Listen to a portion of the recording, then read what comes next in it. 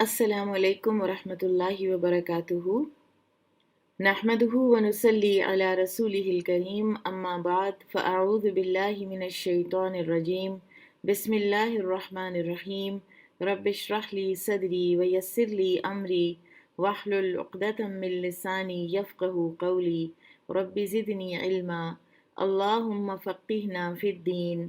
अल्लाहुम्मा इन्नी अस्अलुका ईमानन ला यर्तद व नईमन ला यनफ़द व मुराफ़क़त मुहम्मदिन सल्लल्लाहु अलैहि वसल्लम फ़ी आला जन्नतिल खुल्द।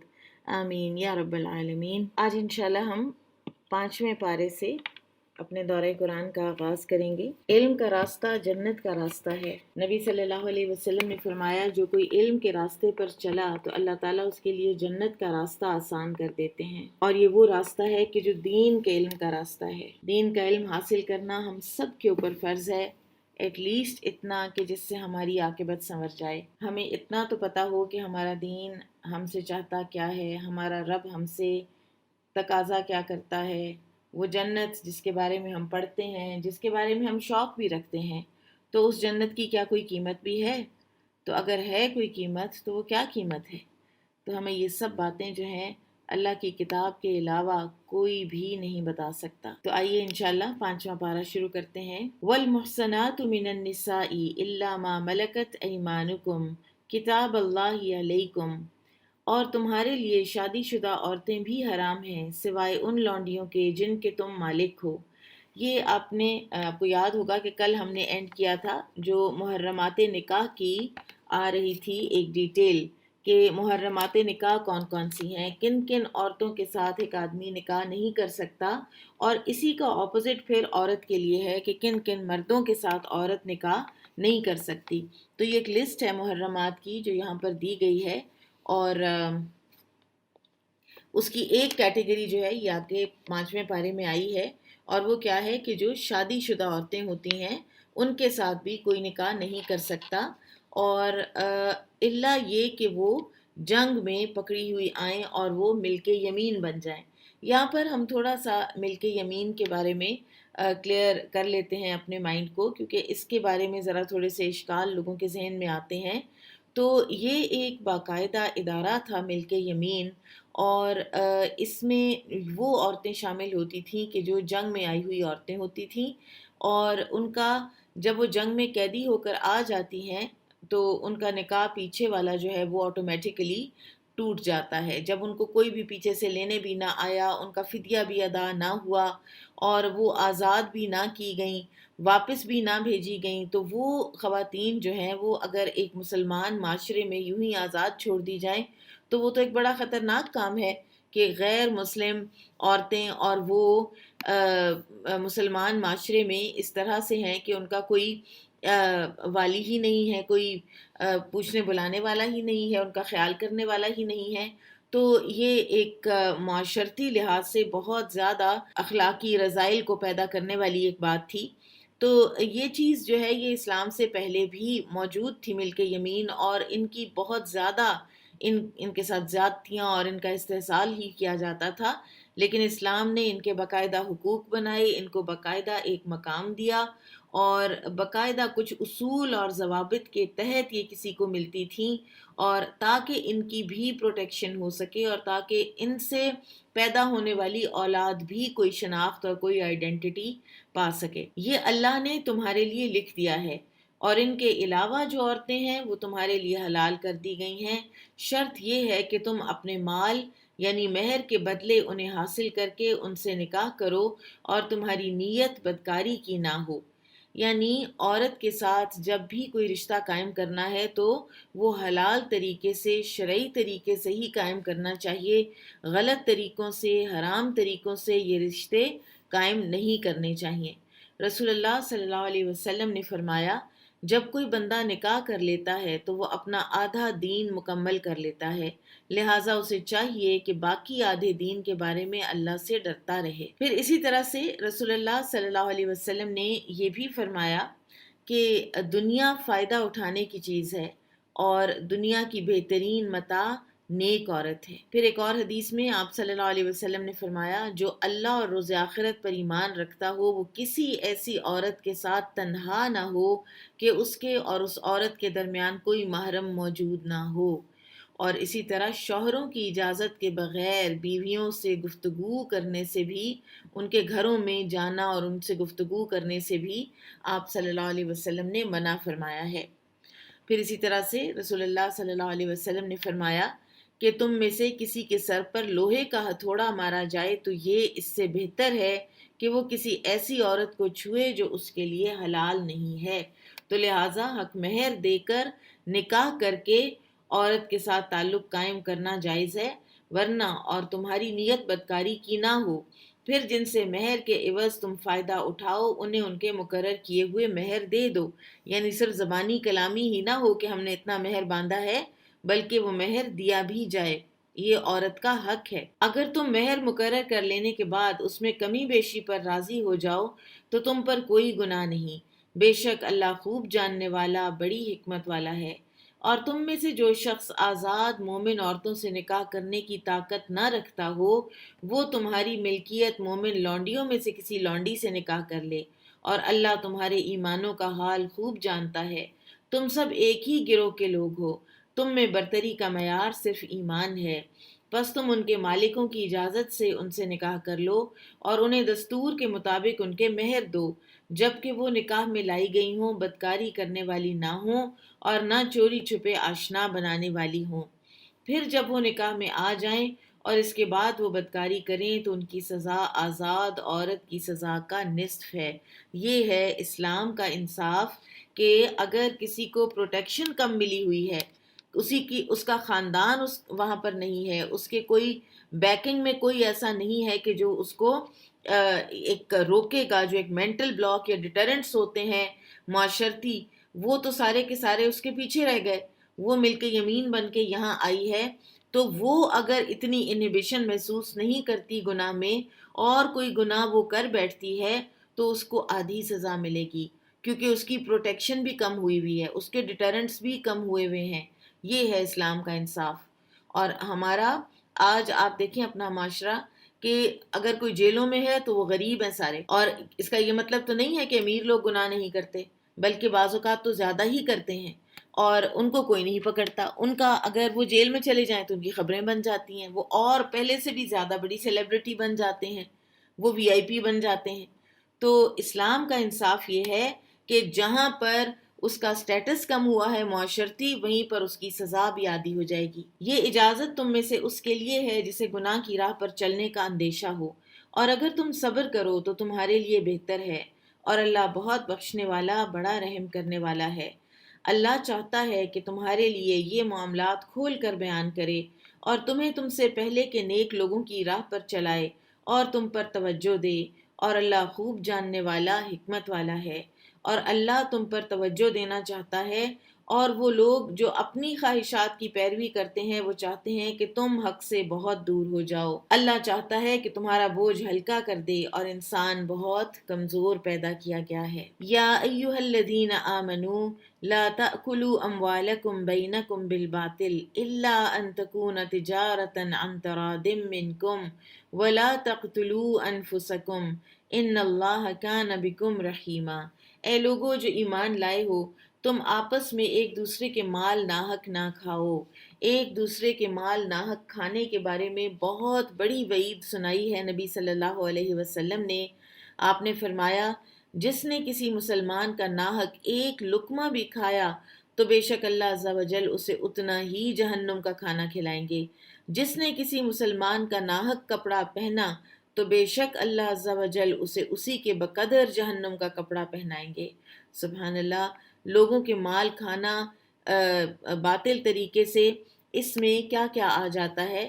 مثلا اس میں جیسے قبضہ گروپ ہوتے ہیں تو وہ لوگوں کے مال پر ناحق قابض ہو جاتے ہیں۔ پھر اسی طرح سے چوری کرنا، ڈاکہ ڈالنا، یتیم کا مال لوٹ لینا، یہ سب چیزیں جو ہیں یہ اسی میں آ جاتی ہیں کہ انسان دوسروں کا مال ناحق کھائے، مگر یہ کہ آپس کی رضامندی سے تجارت ہو، تو اس میں آپ ظاہر ہے کہ ایک دوسرے کا مال استعمال کر رہے ہوتے ہیں، تو اس میں حرج نہیں ہے۔ اور تم اپنے آپ کو قتل نہ کرو، ولا تقتلوا انفسکم، اس کا ایک معنی تو یہ ہے کہ ایک دوسرے کو قتل نہ کرو۔ کسی مسلمان بھائی کو قتل کرنا ایسے ہی ہے جیسے خود کو قتل کرنا، کیونکہ پھر بدلے میں انسان ظاہر ہے خود بھی قتل ہی کیا جاتا ہے۔ اور اسی طرح سے اس کا ایک دوسرا معنی ہے کہ خودکشی نہ کرو، ولا تقتلوا انفسکم، خودکشی نہ کرو۔ نبی کریم صلی اللہ علیہ وسلم نے فرمایا، تم سے پہلے لوگوں میں سے ایک آدمی کو پھوڑا نکلا، پھر جب اسے سخت تکلیف ہوئی تو اس نے ترکش سے تیر نکال کر اس سے اپنا پھوڑا چیر دیا اور خون بہ جانے کی وجہ سے وہ آدمی مر گیا، تو تمہارے رب نے فرمایا کہ میں نے اس پر جنت حرام کر دی ہے۔ اسی طرح سے ابو ہریرہ رضی اللہ عنہ سے روایت ہے کہ رسول اللہ صلی اللہ علیہ وسلم نے فرمایا، جس نے اپنے آپ کو کسی لوہے سے قتل کیا، وہ قیامت کے دن اس طرح آئے گا کہ لوہا اس کے ہاتھ میں ہوگا اور وہ اسے اپنے پیٹ پر مارتا رہے گا اور جہنم کی آگ میں ہمیشہ رہے گا۔ اور جو آدمی زہر پی کر خودکشی کرے گا، اس کا زہر اس کے ہاتھ میں ہوگا اور وہ ہمیشہ اسے پیتا رہے گا، یہاں تک کہ اللہ بندوں کے درمیان کوئی فیصلہ کر دے، اور پھر اللہ تعالیٰ یہ دیکھیں گے کہ اس کو اللہ تعالیٰ نے کسی سٹیج پر معاف کرنا ہے یا نہیں کرنا۔ ورنہ خودکشی کرنے والا قیامت کے دن پھر حساب کتاب کے بعد اگر اللہ تعالیٰ نے اس کو جہنم میں بھیج دیا تو وہ سزا ہی دیا جاتا رہے گا۔ لہٰذا اپنی زندگی کی قدر و قیمت کو پہچاننا چاہیے، اس کا ایک ایک لمحہ بہت قیمتی ہے۔ ابھی آپ دیکھیے کہ ایک حدیث ہے کہ 10 مرتبہ جس نے دن میں سورۃ الاخلاص پڑھی، یعنی 10 ٹائمز آپ سورۃ الاخلاص پڑھ لیں تو آپ کے لیے جنت میں ایک گھر بن جاتا ہے۔ اور ابھی آپ اس کو ٹائم کر کے دیکھیے گا کہ آپ کو کتنا وقت لگتا ہے، 2 یا 2.5 منٹ۔ تو 2-2.5 منٹ آپ دیکھیں، اس دنیا کی زندگی میں آپ نے ایک گھر خریدنا بنانا ہو تو آپ کو کتنے سال ہا سال لگ جاتے ہیں، اور جنت کی یہ قیمتیں ہیں۔ دراصل جنت کی قیمت پھر کیا ہے؟ ہمارا یہ وقت جس کو ہم ضائع کر رہے ہوتے ہیں۔ کوئی لوگ کہتے ہیں ہم ٹائم پاس کر رہے ہیں، کوئی لوگ کہتے ہیں ہم ٹائم کل کر رہے ہیں۔ سبحان اللہ، کیا ٹائم کل کرنے کی اور اسی طرح سے ضائع اور پاس کر دینے کی چیز ہے؟ یہ اتنی قیمتی چیز ہے کہ آپ دیکھیے کہ یہ ٹیلی ویژن وغیرہ کے اوپر کچھ ٹائم ہوتے ہیں جن کو ہم پرائم ٹائم کہتے ہیں، تو وہ پرائم ٹائم کیا ہوتا ہے؟ اس کی قیمت بہت زیادہ ہوتی ہے۔ اور آپ دیکھیے کہ وہ پرائم ٹائم آپ کا ہے، 8 سے 9 بجے کا، سپوز وہ پرائم ٹائم آپ کا ہے، اور آپ وہ ان لوگوں کو دے رہے ہیں کہ جو آپ کا ٹائم استعمال کر کے آپ کو خرافات بھی دکھاتے ہیں اور ساتھ وہ آپ کے ٹائم کی قیمت وصول کرتے ہیں، اور آپ اپنے گھر میں بیٹھے اپنا ٹائم ضائع کر رہے ہوتے ہیں اور آپ کو کچھ حاصل وصول نہیں ہوتا۔ وہ 1 گھنٹے میں کوئی بھی چیز اگر آپ نے دیکھی، اور اس کے برعکس آپ اگر تسبیحات کریں، آپ اگر اپنے وقت کو استغفار میں لگائیں اور جنت میں ٹری پلانٹیشن میں لگائیں، جنت میں اپنے گھر بنانے میں لگائیں، تو یہ زندگی بہت قیمتی ہے، اس کا ایک ایک لمحہ بے حد قیمتی ہے۔ اور اس کو خود سے ختم کر دینا، وہ ایک لمحہ ہوتا ہے، وہ ایک لمحہ ہوتا ہے کہ انسان اگلے جہان میں پہنچ جاتا ہے اور پھر اس کی ساری مہلت عمل ختم ہو جاتی ہے، اور پھر پچھتاوے کے سوا اس کے پاس کچھ نہیں باقی رہ جاتا۔ تو لہٰذا کبھی بھی نہ سوئسائڈ کو گلوریفائی کرنا چاہیے، جیسا کہ ہمارے ہاں یہ ہو گیا ہے کہ اگر کسی غریب نے واقعی اگر غربت سے تنگ آ کر خودکشی کی ہے تو اول تو یہ ایک بہت بڑا لمحہ فکریہ ہے ایک مسلم اسٹیٹ کے لیے، لیکن بہت سے اور بھی عوامل ہوتے ہیں۔ لیکن اگر واقعی اس نے اسی لیے کی ہے، اگر کوئی عورت اپنے 3 بچے لے کر نہر میں کود گئی ہے تو ہم اس عورت کو گلیمر دینا شروع کر دیتے ہیں۔ ہماری خبریں دینے کا انداز یہ کبھی نہیں ہوتا کہ اس نے کتنی حماقت کی ہے، وہ یہی ہوتا ہے کہ وہ وکٹم تھی، تو لہٰذا اس سے یہ گلوریفائی ہوتا ہے یہ ساری چیز جو ہے۔ اور کچھ لوگ جو زندگی کی قدر و قیمت نہیں جانتے یا کسی ڈپریشن یا کسی ڈیسپریشن کا شکار ہوتے ہیں تو وہ سمجھتے ہیں کہ یہ تو حل ہے، حالانکہ یہ حل نہیں ہے۔ یہ تو حل کی بجائے اور زیادہ مشکل میں پڑنے والی بات ہے کہ آپ ایک اپنی ڈیڈ لائن عبور کر گئے ہیں، آپ کے پاس آپ کے ہاتھ میں کچھ رہ ہی نہیں گیا۔ اس دنیا میں ہوتے ہوئے تو کئی اور، ایک در بند ہوتا ہے تو کئی اور کھلتے ہیں، لیکن آپ اپنے سارے دروازے خود ہی بند کر کے تو اپنے آپ کو آپ نے اس دنیا سے باہر لاک کر دیا، تو آپ نے کون سا کمال کیا؟ اپنے ساتھ کتنا بڑا آپ نے یہ ظلم کیا۔ اسی طرح سے جو یہ میڈیکل ڈاکٹریٹڈ سوئسائڈ اور یوتھنیزیا اور یہ جو چیزیں ہیں، اسلام میں ان کا بھی کانسیپٹ نہیں ہے۔ اسلام میں جو ٹرمینل النس ہے وہ اس انسان کے لیے کوئی نہ کوئی خیر، کوئی نہ کوئی بھلائی ساتھ لے کر آتی ہے، یا اس کے گناہ معاف ہو رہے ہوتے ہیں، یا اس کے درجات بلند ہو رہے ہوتے ہیں۔ لیکن یہاں پر بھی صرف یہ سوچنا کہ یہ اب اس وقت جو اس تکلیف کے اندر ہے تو یہ اس تکلیف میں سے نکل جائے تو نکل جائے، تو آگے جب وہ پہنچے گا اللہ کے پاس تو اگر وہ کسی اور مزید بڑی تکلیف کا شکار ہو گیا تو پھر اس کی وہ تکلیف کیسے دور کریں گے ڈاکٹر لوگ؟ تو لہٰذا اپنا ایمان پختہ کرنا چاہیے۔ جتنا ایمان پختہ ہوگا اتنی ہی ان چیزوں کے بارے میں تھاٹ کی کلیئرٹی ہمارے پاس ہوگی انشاءاللہ۔ بے شک اللہ تم پر بہت رحم کرنے والا ہے، اور جو شخص سرکشی اور ظلم سے ایسے نافرمانی کے کام کرے گا تو اسے ہم جلد آگ میں ڈالیں گے، اور یہ اللہ کے لیے بہت آسان ہے۔ اگر تم بڑے گناہوں سے بچو گے جن سے تمہیں روکا جاتا ہے تو ہم تمہاری چھوٹی چھوٹی برائیاں تم سے دور کر دیں گے اور تمہیں عزت کی جگہ میں داخل کریں گے۔ اب کبیرہ گناہ کون سے ہیں؟ کبیرہ گناہ وہ ہیں کہ جن کو قرآن یا حدیث میں بڑا گناہ کہا گیا ہے، یا اللہ تعالیٰ نے اس پر جہنم کی وعید سنائی ہے، یا لعنت یا غضب اللہ تعالیٰ کا نازل ہوا ہے کسی ایسے گناہ پر، یا رسول اللہ صلی اللہ علیہ وسلم نے اس گناہ کو کبیرہ یا ہلاک کرنے والا گناہ قرار دیا ہے، تو وہ کبائر ہوتے ہیں۔ اور کچھ جو مثلاً قرآن میں کبائر ہیں تو سب سے بڑا گناہ تو شرک ہے، پھر اسی طرح سے والدین کی نافرمانی، پھر اسی طرح سے وراثت کے احکامات میں گڑبڑ کرنا، پھر لوگوں کا مال ناحق کھانا، غیبت کرنا، نماز نہ پڑھنا، شراب پینا، وہ یہ ساری چیزیں ہیں کہ جن کے لیے قرآن میں بھی وعید آئی ہے۔ اسی طرح سے رسول اللہ صلی اللہ علیہ وسلم نے کچھ کبیرہ گناہوں کا ذکر کیا ہے، مثلاً شرک، والدین کی نافرمانی۔ پھر آپ صلی اللہ علیہ وسلم تکیہ لگائے ہوئے تھے اور آگے ہو کے اٹھ بیٹھے اور فرمایا، خبردار جھوٹی گواہی دینا۔ اور جھوٹی گواہی کے بارے میں آپ صلی اللہ علیہ وسلم مسلسل اتنی تکرار کرتے رہے، یہاں تک کہ صحابہ کہتے ہیں کہ ہم لوگ کہنے لگے کہ کاش آپ صلی اللہ علیہ وسلم اب خاموش ہو جائیں۔ پھر اسی طرح سے آپ صلی اللہ علیہ وسلم نے فرمایا، 7 ہلاک کرنے والے گناہوں سے بچو۔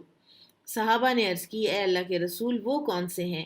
تو آپ صلی اللہ علیہ وسلم نے فرمایا، اللہ کے ساتھ شریک ٹھہرانا، جادو کرنا، کسی جان کو قتل کرنا جسے اللہ نے حرام ٹھہرایا مگر حق کے ساتھ جائز ہے، یعنی اگر اس نے کسی کو قتل کیا تو واپسی میں قتل کیا جائے گا۔ سود کھانا بہت بڑا حرام ہے۔ مال یتیم ہڑپ کر جانا، لڑائی کے دن پیٹھ پھیرنا، بھاگ جانا میدان جنگ سے اپنی ایک بندے کی جان بچانے کی خاطر، جبکہ جہاں موت آئی ہے وہاں تو آ ہی جانی ہے، ساری کی ساری فوج کا موریل ڈاؤن کیا، دشمن تک کچھ اور ہی سگنلز بھیجے۔ پھر اسی طرح سے پاک دامن ایمان والی بھولی بھالی خواتین پر زنا کی تہمت لگانا، یہ سب کبائر میں سے ہے۔ اور جب کوئی کبائر سے بچتا ہے تو کیا فائدہ ہوتا ہے؟ رسول اللہ صلی اللہ علیہ وسلم نے فرمایا، جب کوئی بندہ خلوص دل سے لا الہ الا اللہ کہے گا اور کبائر سے بچتا رہے گا تو اس کے لیے آسمان کے دروازے کھول دیے جائیں گے، اور یہ کلمہ یعنی لا الہ الا اللہ عرش تک جا پہنچتا ہے۔ اور انسان جو فرائض ادا کرتا ہے نا، وہ بھی اس کے گناہوں کا کفارہ کب بنتے ہیں؟ جب کہ وہ کبیرہ گناہوں سے بچتا رہے۔ رسول اللہ صلی اللہ علیہ وسلم نے فرمایا، 5 نمازیں اور ایک جمعہ سے دوسرے جمعہ تک اور رمضان سے رمضان تک اپنے درمیان سرزد ہونے والے گناہوں کے لیے کفارہ بن جاتے ہیں جب تک کہ آدمی کبائر سے بچتا رہے۔ اسی طرح سے رسول اللہ صلی اللہ علیہ وسلم نے فرمایا، کبیرہ گناہوں سے اجتناب کرو، سیدھے سیدھے رہو اور خوش ہو جاؤ، یعنی خوشخبری پاؤ۔ اور تم اس مقام و مرتبے کی خواہش نہ کرو جس کے باعث اللہ نے تم میں سے بعض کو بعض پر فضیلت دی ہے۔ مردوں نے جو کمایا اس میں ان کا حصہ ہے، اور عورتوں نے جو کمایا اس میں ان کا حصہ ہے، اور تم اللہ سے اس کا فضل مانگتے رہو، بے شک اللہ ہر چیز کو خوب جاننے والا ہے۔ یہ جو آیت ہے یہ بڑی زبردست ہے کہ کسی دوسرے کو اللہ تعالیٰ نے جو کچھ دے رکھا ہے اس سے حسد کرنے سے ہمیں کیا مل جائے گا؟ ہمیں وہ چیز تو نہیں مل جائے گی، بلکہ ہم گنہگار ہوں گے، کیونکہ حسد جو ہے اس کا نتیجہ یہ نکلتا ہے کہ آپ دوسرے کے زوال نعمت کے خواہش مند ہو جاتے ہیں۔ آپ کا دل چاہتا ہے مجھے ملے نہ ملے، اس کے پاس نہ ہو، بس اس کی فلاں نعمت زائل ہو جائے۔ تو ہمیں کیا فائدہ ہو جائے گا کسی دوسرے کی نعمت کے زائل ہونے سے؟ تو یہ تو ایک ایسی دل کی بیماری ہے کہ جس کی پکڑ ہے، اور جو کہ آپ کے گناہ، ہمارے جو نیکیاں ہیں وہ ان کو، حسد جو ہے یہ تو ہماری نیکیوں کو بھی ضائع کر سکتا ہے۔ تو اس سے ایک بہتر کام ہمیں اللہ سبحانہ وتعالیٰ نے خود ہی بتا دیا، اور وہ کیا تھا کہ دوسروں کو جو ملا ہے اس کے اوپر نہ حسد کرو، نہ اس کی تمنا کرو، بلکہ تم اللہ سے مانگو۔ تم اللہ کو کہو کہ یا اللہ تو نے فلاں کو یہ کچھ دیا ہے، تو مجھے بھی دے دے۔ اس آیت کے سبب نزول میں یہ بتایا جاتا ہے کہ بعض عورتوں نے کہا کہ کاش ہم وراثت میں مردوں کے برابر ہوتیں اور جہاد میں بھی ان کے ساتھ شریک ہوتیں۔ تو یہ آیت انہیں اس چیز سے منع کرنے کے لیے نازل ہوئی کہ مردوں کے برابر یعنی ان کے والے کام کرنے کی خواہش کرنا دراصل اللہ کے حکم کو رد کرنا ہے۔ عورت کے ذمے اور کام ہے، عورت کا دائرہ کار ہی فرق ہے۔ ماں باپ اور قریبی رشتہ دار جو مال چھوڑ جائیں اس میں ہم نے ہر ایک کے لیے وارث بنائے ہیں، اور جن سے تم نے خود عہد باندھا ہو انہیں ان کا حصہ دو، بے شک اللہ ہر چیز پر گواہ ہے۔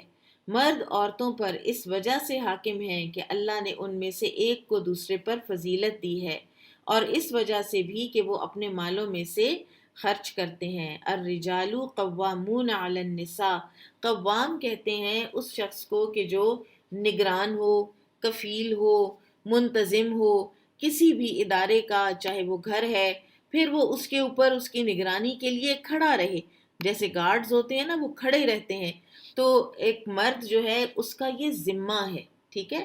اگر اس کو قوام بنا کر کچھ نہ کچھ پریویلیج دیا گیا ہے تو اس کے ساتھ ہی ساتھ اس کی ذمہ داریاں ہیں بہت زیادہ، کہ وہ نگرانی کرتا ہے، پروٹیکٹ کرتا ہے، پروٹیکشن دیتا ہے اپنی عورت کو، اپنی بیوی کو، اپنے بچوں کو، اور اسی طرح سے ان کے لیے کما کر لانا، ان کو کھلانا اس کا ذمہ ہے۔ تو اس لیے وہ قوام ہے۔ اور اسی لیے پھر جو خواتین جن کو اعتراض ہوتا ہے اس بات کے اوپر، تو وہ اپنا ہی نقصان کر رہی ہوتی ہیں، وہ اپنا نقصان کر رہی ہوتی ہیں کہ وہ اپنا پروٹیکٹر، اپنا کما کے لانے والا، اسی کو رد کر رہی ہوتی ہیں۔ فالصالحات قانتات حافظات للغیب بما حفظ اللہ، چنانچہ نیک عورتیں فرما بردار اور خاوند کی غیر موجودگی میں اللہ کی حفاظت سے مال و آبرو کی نگہبانی کرتی ہیں۔ تو نیک عورت کون ہوتی ہے؟ بہترین بیوی کون ہوتی ہے؟ نبی صلی اللہ علیہ وسلم نے فرمایا بہترین بیوی وہ ہے جس کی طرف تم دیکھو تو وہ خوش کر دے، اور جب تم کسی بات کا حکم دو تو بجا لائے، اور تمہاری غیر موجودگی میں تمہارے مال، اپنی اور اپنی ذات کی حفاظت کرے۔ اسی طرح سے آپ صلی اللہ علیہ وسلم نے فرمایا بہترین عورتیں اونٹوں پر سوار ہونے والی ہیں، وہ قریش کی نیک عورتیں ہیں، چھوٹے یتیم بچوں پر سب سے زیادہ مہربان اور اپنے شوہروں کے مال کی زیادہ حفاظت کرنے والی ہیں، یعنی پوری طرح سے ان کے ساتھ معاون ہیں۔ پھر اسی طرح سے آپ صلی اللہ علیہ وسلم نے فرمایا تھا 4 چیزیں خوشبختی کی علامت ہیں: نیک بیوی، کھلا گھر، نیک ہمسایہ اور اچھی سواری، اور اس کے برعکس 4 چیزیں بدبختی کی علامت ہیں: بری بیوی، تنگ گھر، برا ہمسایہ اور بری سواری۔ تو انسان کو اگر ایک اچھی صالح نیک بیوی مل جائے تو اس کے لیے تو دنیا میں بھی بہت ہی سکون اور ایک اطمینان کی کیفیت اس کے اوپر طاری ہو جاتی ہے۔ اس کو پتہ ہے کہ میں گھر میں نہیں بھی موجود ہوں گا تو اس میں کوئی ایسا آدمی نہیں آئے گا جو مجھے پسند نہیں ہے، میرے مال کی بھی حفاظت ہوگی، میرے بچوں کی بھی اچھی پرورش ہوگی۔ تو نیک عورتیں جو ہیں وہ ایسی ہوتی ہیں، اور ایک عورت جو اپنے عبادات پوری کرتی ہے، اپنے رب کے سارے اپنے 5 وقت کی نمازیں پڑھتی ہے، حج کرتی ہے، رمضان کے روزے رکھتی ہے، یعنی اپنے سارے فرائض پورے کرتی ہے جو اسلام مسلمان ہونے کے ناطے اس پر فرض ہیں، اور اس کے ساتھ اپنے شوہر کی وہ اطاعت گزار ہوتی ہے، تو وہ جنت کے جس دروازے سے چاہے داخل ہو جائے گی انشاءاللہ۔ اور تمہیں جن عورتوں کی سرکشی کا خوف ہو انہیں تم نصیحت کرو اور ان کو خوابگاہوں میں الگ کر دو اور انہیں ہلکی سزا دو۔ پھر اگر وہ تمہاری فرما برداری کریں تو انہیں ستانے کی راہ نہ ڈھونڈو، بے شک اللہ بہت بلند اور نہایت بڑا ہے۔ یہاں پر ایک لفظ استعمال ہوا ہے نشوز، کہ نشوز جب عورت کی طرف سے ہو تو اس کا مطلب ہوتا ہے کسی عورت کا اپنے شوہر سے بے وفائی کرنا اور اپنے شوہر کے بجائے کسی اور مرد کی طرف راغب ہو جانا، تو یہ نشوز ہے۔ اب آپ یہاں پر دیکھیے کہ اللہ تعالیٰ نے مرد کے لیے کتنا زیادہ سیلف کنٹرول اور اس کی غیرت کو کتنا زیادہ ایک اس کے اوپر بند باندھے ہیں کہ اگر تمہیں نشوز کی کوئی نظر آ رہی ہے، نشوز جیسی کوئی حرکت اپنی عورت میں، تو پہلے تو تم اس کو نصیحت کرو گے۔ اگر وہ نصیحت نہیں مانتی تو پھر اگلا سٹیپ ہوگا کہ اپنا بیڈ روم الگ کر لو گے، اور اگر وہ پھر بھی باز نہیں آتی تو پھر تم انہیں ہلکی سزا دو گے۔ اور یہاں پر اگر کوئی مرد حضرات اس حکم کو ایکسپلائٹ کرتے ہیں اور عورتوں کو مارتے ہیں تو بیویوں کو مارنا خیر بہت ہی ایک نچلے لیول کے اخلاق کی علامت ہے، اور کوئی بھی اعلیٰ ظرف اور نوبلٹی اور ڈگنیفائڈ آدمی جو ہے وہ یہ کام نہیں کرتا کہ وہ عورتوں کو مارے۔ اور یہ جو مارنا ہے یہ ہے بھی ہلکی سزا، اور ہے بھی صرف ایک صورت میں کہ اگر وہ شوہر کے خاص حق میں خیانت کی مرتکب ہو رہی ہے، کسی اور مرد کی طرف وہ مائل ہو رہی ہے۔ تو جہاں رہ گئیں وہ خواتین کے جو مار کھاتی ہیں اور ساتھ ساتھ وہ گھروں کے کام بھی کرتی ہیں اور بچے بھی پیدا کرتی ہیں اور بچے وہ سنبھالتی بھی ہیں، اور ساتھ ساتھ وہ شوہر کی مار صرف اس لیے کھاتی ہیں کہ شوہر سمجھتا ہے کہ اس کے لیے جائز ہے۔ بڑے بڑے دینی مزاج کے لوگ جو ہیں وہ بھی اس چیز کو مس انڈرسٹینڈ کرتے ہیں۔ اور مجھے ایک دفعہ کسی نے بتایا تھا، وہ بتا رہی تھی کہ میرے جو فادر ان لا ہیں تو وہ فلاں ایک کسی ریلیجس کسی جگہ پہ وہ ایک عہدہ رکھتے تھے، تو میں نے کہا اچھا اچھا ماشاء اللہ، تو انہوں نے کہا کہ نہیں باجی آپ ماشاء اللہ نہ کہیں، وہ 70 سال کی ان کی بیوی ہیں، وہ ابھی تک ان کو مارتے ہیں۔ تو پتہ نہیں وہ کہاں سے اپنے لیے یہ ٹکٹ لے لیتے ہیں، یہ اللہ تعالیٰ نے ان کو بہرحال ہرگز نہیں دیا ہے، یہ صرف اس صورت میں ہے۔ اور آپ دیکھیے کہ یہ بھی کتنی عورت کی پروٹیکشن کر دی گئی ہے، نشوز وہ کر رہی ہے، اس کے باوجود کوئی غیرت کے نام پر قتل، کسی آنر کلنگ کا کوئی سوال ہی نہیں پیدا ہوتا، بلکہ 3 سٹیپس دے دیے گئے ہیں، نصیحت کرو، بٹھاؤ، اس سے بات کرو، پھر اس سے بیڈ روم الگ کر لو، یعنی ایک ہے نا ایک ڈسٹینس کر لیا، اس کو سمجھ آئے کہ یہ اس طرح سے نہیں چلتا کام، اور پھر اسی طرح سے اگر وہ پھر بھی نہیں مانتی تو پھر اس کے ساتھ کچھ سختی کرو، اور وہ سختی بھی جو ہے اس کے بارے میں بھی کئی حد بندیاں لگا دی گئی ہیں، منہ پہ نہ ماریں، ایسی مار نہ ماریں کہ جس سے نشان رہ جائے، جسم کے نرم نازک حصوں پر نہ ماریں۔ اور نبی صلی اللہ علیہ وسلم نے یہ بھی فرمایا کہ تم میں سے جو بہترین ہوگا وہ ہرگز نہیں مارے گا۔ اور اگر تمہیں دونوں میاں بیوی میں جھگڑے کا ڈر ہو تو ایک شخص مرد کے کنبے سے اور ایک عورت کے کنبے سے منصف مقرر کرو۔ اگر وہ دونوں صلح کرانا چاہیں گے تو اللہ ان دونوں میاں بیوی میں موافقت پیدا کر دے گا۔ اگر آپس کا جو یہ 3 سٹیپس تھے نا وہ نہیں اگر کارگر ثابت ہوئے تو چوتھا سٹیپ یہ ہے کہ پھر ایکسٹینڈڈ فیملی کو انوالو کر لیں، کہ لڑکی کے گھر میں سے بھی کوئی ایسا ایک دانا آدمی آ جائے اور لڑکے کے گھر سے بھی آ جائے اور صلح کرانا چاہیں، اور اگر وہ نیک نیت ہوں گے تو انشاءاللہ اللہ تعالیٰ میاں بیوی میں ناراضگی ناچاکی کو دور کر دے گا، بے شک اللہ بہت علم والا خوب خبردار ہے۔ اب دیکھیے کہ کتنا زیادہ سکھایا جا رہا ہے ایک گھر کو بچانے کے لیے طریقہ، یہاں تک کہ پھر ایکسٹینڈڈ فیملی کو بھی انوالو کیا جائے اور ان کو بھی اس میں رول پلے کرنے کے لیے بلایا جائے کہ تاکہ ایسا نہ ہو کہ کوئی گھر ٹوٹ جائے۔ پھر اس کے بعد قرآن کی وہ آیت ہے کہ جو کہ کہا جاتا ہے کہ معاشرتی تعلقات کی سب سے جامع یہ ایک آیت ہے، وَاعْبُدُوا اللَّهَ وَلَا تُشْرِكُوا بِهِ شَيْئًا وَبِالْوَالِدَيْنِ إِحْسَانًا وَبِذِي الْقُرْبَى وَالْيَتَامَى وَالْمَسَاكِينِ وَالْجَارِ ذِي الْقُرْبَى وَالْجَارِ الْجُنُبِ وَالصَّاحِبِ بِالْجَنبِ وَابْنِ السَّبِيلِ وَمَا مَلَكَتْ أَيْمَانُكُمْ ان اللہ لا يحب من كان مختالا فخورا الذين يبخلون ويأمرون الناس بالبخل ويكتمون ما آتاهم الله من فضله وَأَعْتَدْنَا لِلْكَافِرِينَ عَذَابًا مُهِينًا۔ اور تم اللہ کی عبادت کرو اور اس کے ساتھ کسی کو شریک نہ ٹھہراؤ۔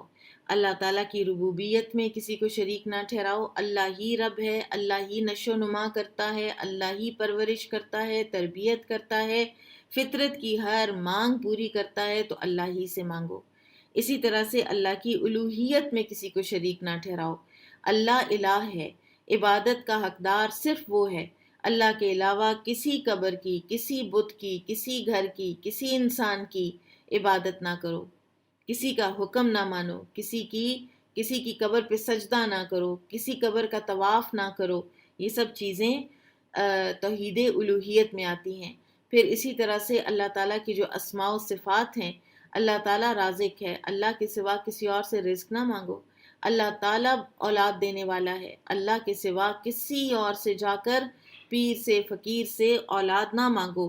یہ سب چیزیں جو ہیں یہ شرک ہیں، اور اللہ تعالیٰ قیامت کے دن شرک کے علاوہ جس کا جو چاہے گا گناہ وہ معاف کر دے گا، لیکن شرک کو اللہ تعالیٰ نے معاف نہیں کرنا۔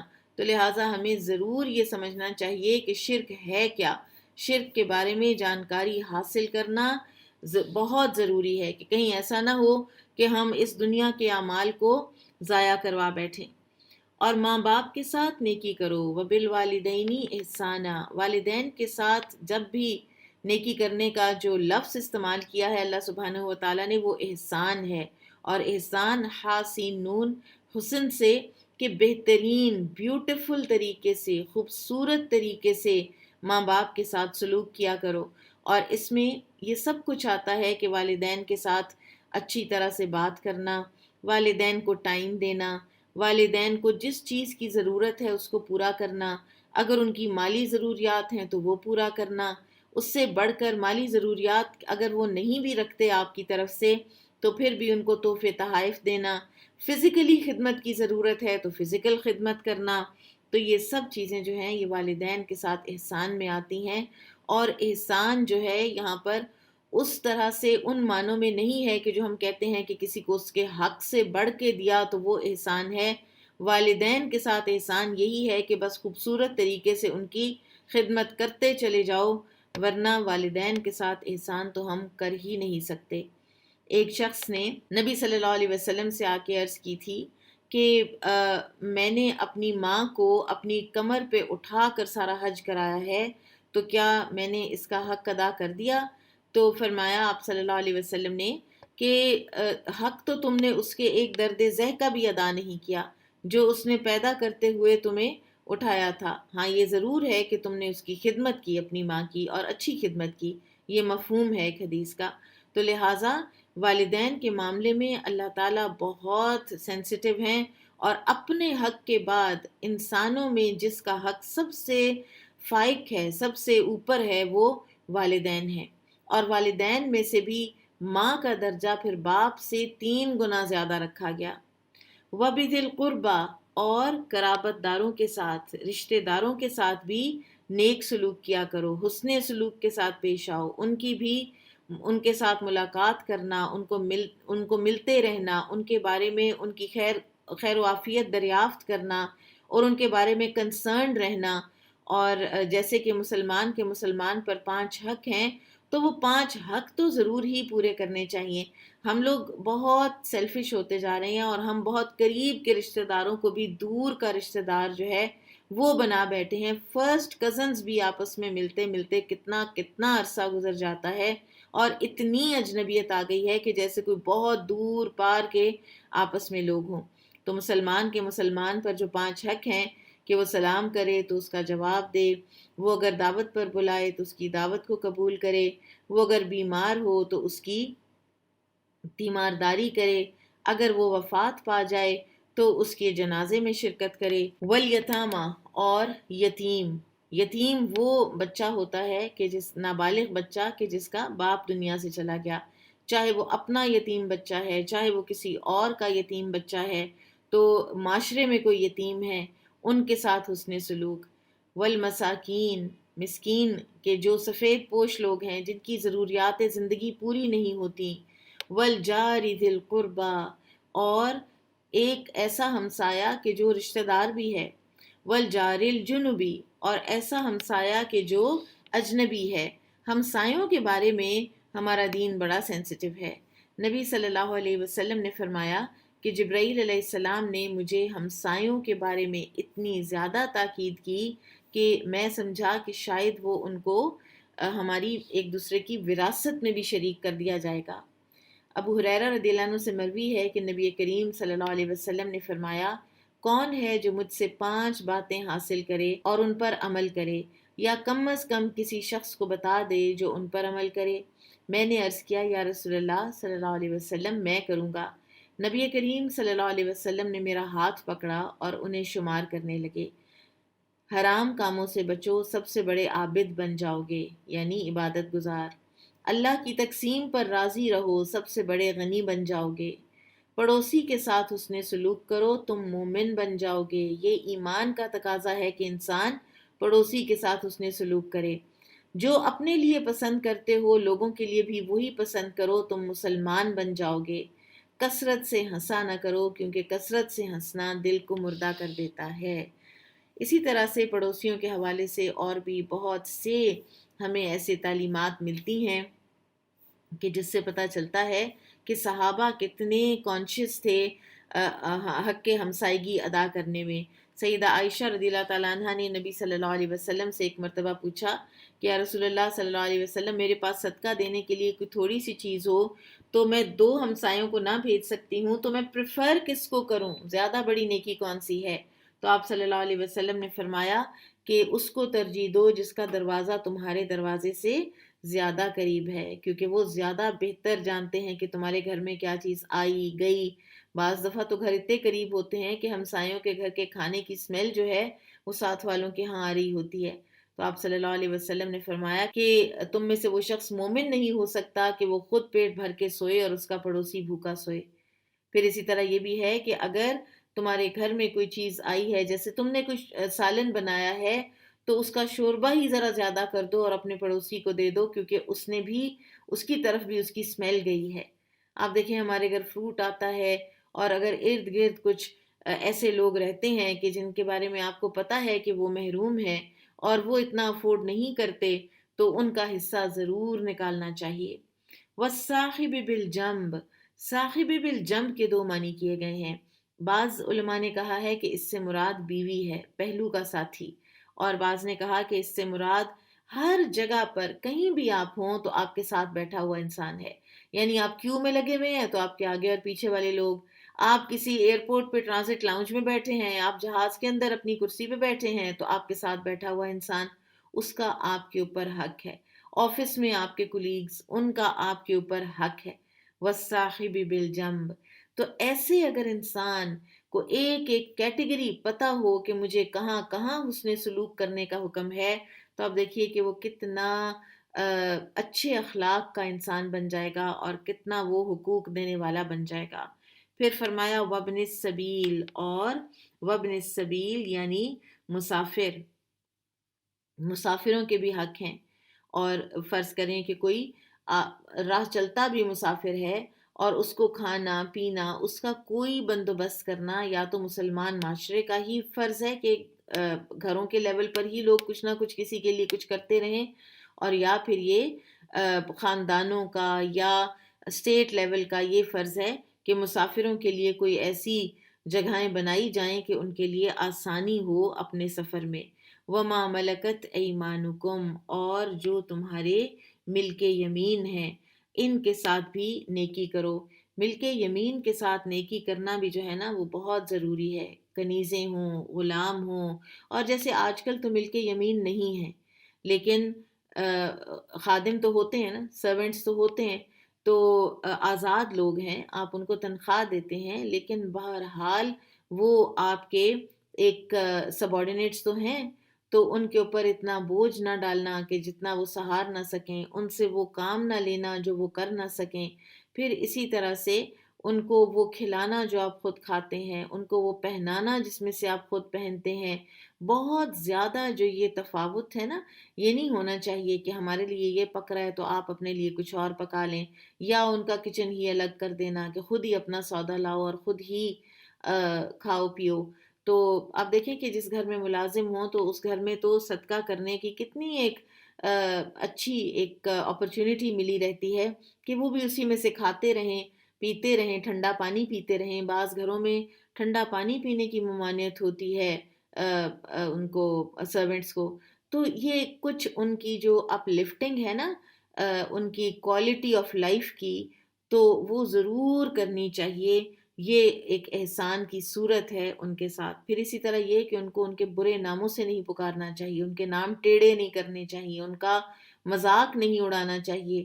ہم لوگ عموماً جو ہے وہ ملازموں کی عزت کو تو اتنا حلال سمجھتے ہیں کہ ان کی ہم بات کرنے کی نقل اتار لیتے ہیں، ان کے ہم دیکھنے کی اتار لیتے ہیں، ہنس پڑتے ہیں، ان کے چلنے کی اتار لیتے ہیں۔ تو یہ بچوں میں بھی عادت پھر پختہ ہوتی چلی جاتی ہے، اور یہ اللہ تعالیٰ کو سخت ناپسند ہے۔ نبی صلی اللہ علیہ وسلم کی وفات کے وقت پر جو وصیتیں ہیں، ان میں سے ایک وصیت یہ تھی، الصلاۃ الصلاۃ وما ملکت ایمانکم، تمہاری نمازیں اور جو تمہارے لونڈی غلام ہیں، یعنی ان کا خیال رکھنا، ان کے حقوق کا خیال رکھنا۔ پھر فرمایا، بے شک اللہ ہر اترانے والے، فخر کرنے والے کو پسند نہیں کرتا۔ یہاں پر اترانے والا اور فخر کرنے والا، اس کا ذکر خاص طور پر کیوں کیا گیا؟ کیونکہ جو انسان اترانے والا اور فخر کرنے والا اور خود پسند ہوتا ہے، وہ یہ حقوق ادا ہی نہیں کر سکتا۔ وہ اپنی ذات کے خول سے نکلے گا تو وہ ادھر ادھر دیکھے گا نا کہ اس کے ارد گرد کوئی اور لوگ ہیں کہ جن کو کسی چیز کی ضرورت ہے۔ تو ایسے لوگوں کو اللہ پسند کیوں نہیں کرتا؟ کیونکہ وہ یہ اوپر والے سارے معاشرتی فرائض تو اپنے پورے ہی نہیں کر رہے ہوتے۔ ایک سائیکالوجی کی فیلڈ ہے جو کہ آج کل کافی زیادہ پاپولر ہو رہی ہے، اور وہ ہے پازیٹیو سائیکالوجی۔ اور پازیٹیو سائیکالوجی یہ ہے، وہ کہتے ہیں کہ جو نارمل لوگ ہوتے ہیں، جو ذہنی کسی ذہنی مینٹل النس کا شکار نہیں ہوتے، عام زندگی گزار رہے ہوتے ہیں، ان کو بھی اپنی زندگی میں کوئی میننگ لانے کے لیے، کوئی رنگ بھرنے کے لیے انہیں کچھ کرنا پڑتا ہے۔ تو وہ کون سی چیزیں ہیں کہ جو ان کی اس دنیاوی زندگی کی عام جو ان کی روٹین ہے شب و روز کی، اس میں ویل بینگ لائے گی، جس سے کہ وہ جو ویسٹرن ریسرچز ہیں وہ عموماً، وہ تو پھر اسی ان کا جو مبلغ علم ہے وہ یہی ہوتا ہے کہ آپ زیادہ عرصے کے لیے زندہ رہ جائیں گے، آپ کی صحت زیادہ اچھی رہے گی، آپ کا موڈ زیادہ بہتر رہے گا، ٹھیک ہے۔ تو بہرحال ہمارے لیے تو یہ ہے کہ یہی چیزیں ہمارے لیے ہماری آخرت کا بھی توشہ ہیں۔ تو وہ کہتے ہیں، انہوں نے ایک ماڈل تیار کیا کہ ایک ماڈل کے تحت اگر آپ زندگی گزار لیں تو یہ آپ کی ویل بینگ میں بہت زیادہ کام کرے گا۔ اور اس ماڈل کا ایک ایلیمنٹ جو ہے نا وہ ہے ریلیشن شپس۔ وہ کہتے ہیں کہ آپ کہتے ہیں کہ what is positive psychology? Positive psychology is all about people, it is all about relation ships. وہ کہتے ہیں، اس کو وہ کہتے ہیں between phenomena, the between phenomena, یعنی between a neighbor and a neighbor, between a mother and a daughter, between husband and a wife۔ تو یہ سارے جو ریلیشن شپس ہیں نا، دا بٹوین فینومینا، یہ جتنا کسی کا ان آرڈر ہوگا، ان پلیس ہوگا، انسان کے اپنے ارد گرد میں، اپنے معاشرے میں جو ریلیشن شپس ہیں وہ اپنے ان آرڈر ہوں گے، اتنی ہی اس کی اپنی زندگی بہتر ہوگی، اتنا اس کا اپنا دل پرسکون ہوگا۔ اور خود پسند لوگ جو ہیں وہ ان کو پھر ہر غلطی دوسرے میں نظر آتی ہے، ان کو ہر جو ڈیڈ لاک ہے وہ ایسے لگتا ہے کہ جیسے دوسرے کا کریٹ کیا گیا ہے، میں تو کچھ کر ہی نہیں سکتی، میں نے تو کچھ کیا ہی نہیں، میں نے ہی تو ٹھیک کیا ہے ساری زندگی، میں نے ہی تو کوئی غلطی نہیں کی ساری زندگی۔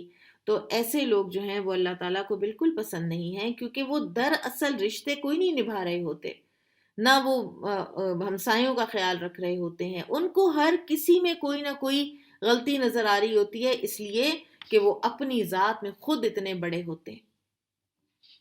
تو اللہ تعالیٰ ایسے لوگوں کو پسند نہیں کرتا۔ ایسے لوگ بھی اللہ کو پسند نہیں جو کنجوسی کرتے ہیں اور لوگوں کو بھی کنجوسی کرنے کا حکم دیتے ہیں، اور اللہ نے اپنے فضل سے جو کچھ انہیں دیا ہے اسے چھپاتے ہیں، اور ہم نے کافروں کے لیے رسوا کر دینے والا عذاب تیار کر رکھا ہے۔ بخیل بھی اللہ تعالیٰ کو سخت ناپسند ہے، کیونکہ بخیل بھی یہ کام نہیں کر سکتا جو اس آیت میں بتائے گئے ہیں، کیونکہ مال خرچ کرنا پڑتا ہے۔ اور بخل جو ہے نا، یہ دو طرح کا ہوتا ہے۔ ایک تو مال میں بخل، کہ انسان اپنے مال میں سے کچھ نہ کسی دوسرے کے لیے نکال سکے، دوسرے کال میں بھی بخل ہوتا ہے۔ آپ دیکھیے کہ بعض اوقات لوگ جو ہیں وہ اسمائل کرنے میں کتنے بخیل ہوتے ہیں، حالانکہ اسمائل کرنے میں کیا جا رہا ہوتا ہے؟ کسی سے کوئی اچھی بات کہہ دینا، کسی کو کوئی کمپلیمنٹ کر دینا، کسی کو کچھ تھوڑا اپریشیٹ کر دینا، یہ بھی مشکل ہوا جا رہا ہوتا ہے لوگوں کے لیے، اور اس کی وجہ کیا ہے؟ ان کے اپنے نفس کی بخیلی۔ رسول اللہ صلی اللہ علیہ وسلم نے فرمایا، آدمی میں سب سے بدترین چیز بے صبرے پن کے ساتھ بخل اور سب سے زیادہ بزدل ہونا ہے، اور ایسے لوگ بھی اللہ کو پسند نہیں جو لوگوں کے دکھاوے کے لیے اپنے مال خرچ کرتے ہیں۔ آپ دیکھیں کتنا خوبصورت انداز ہے قرآن کا، کہ پہلے بتا دیا کہ ان لوگوں کا خیال رکھنا ہے، ان لوگوں کے ساتھ اپنے روابط مضبوط رکھنے ہیں اور احسان کے لیول کے رکھنے ہیں۔ پھر اس احسان کے لیول کو جو چیزیں جا کے تو اس کو خراب کرتی ہیں یا اس کو نیچے لاتی ہیں، ان کا ذکر کر دیا۔ خود پسندی والا کسی دوسرے کے ساتھ احسان نہیں کر سکے گا، بخیل کسی دوسرے کے ساتھ احسان نہیں کر سکے گا، اور پھر کچھ لوگ ایسے بھی ہوتے ہیں کہ جو عزیز و اقارب کو دے بھی لیتے ہیں، کچھ نہ کچھ تحفے تحائف ہمسایوں کے ہاں بھیج بھی لیتے ہیں، لیکن ریاکاری کے طور پر کرتے ہیں وہ سب کچھ۔ تو ان کے بھی جو کام ہیں وہ احسان کے لیول کے نہیں ہیں۔ اللہ تعالیٰ کو دکھاوے کے لیے اپنے مال خرچ کرنے والے لوگ بالکل پسند نہیں ہیں، اور وہ اللہ پر اور آخرت کے دن پر ایمان نہیں رکھتے۔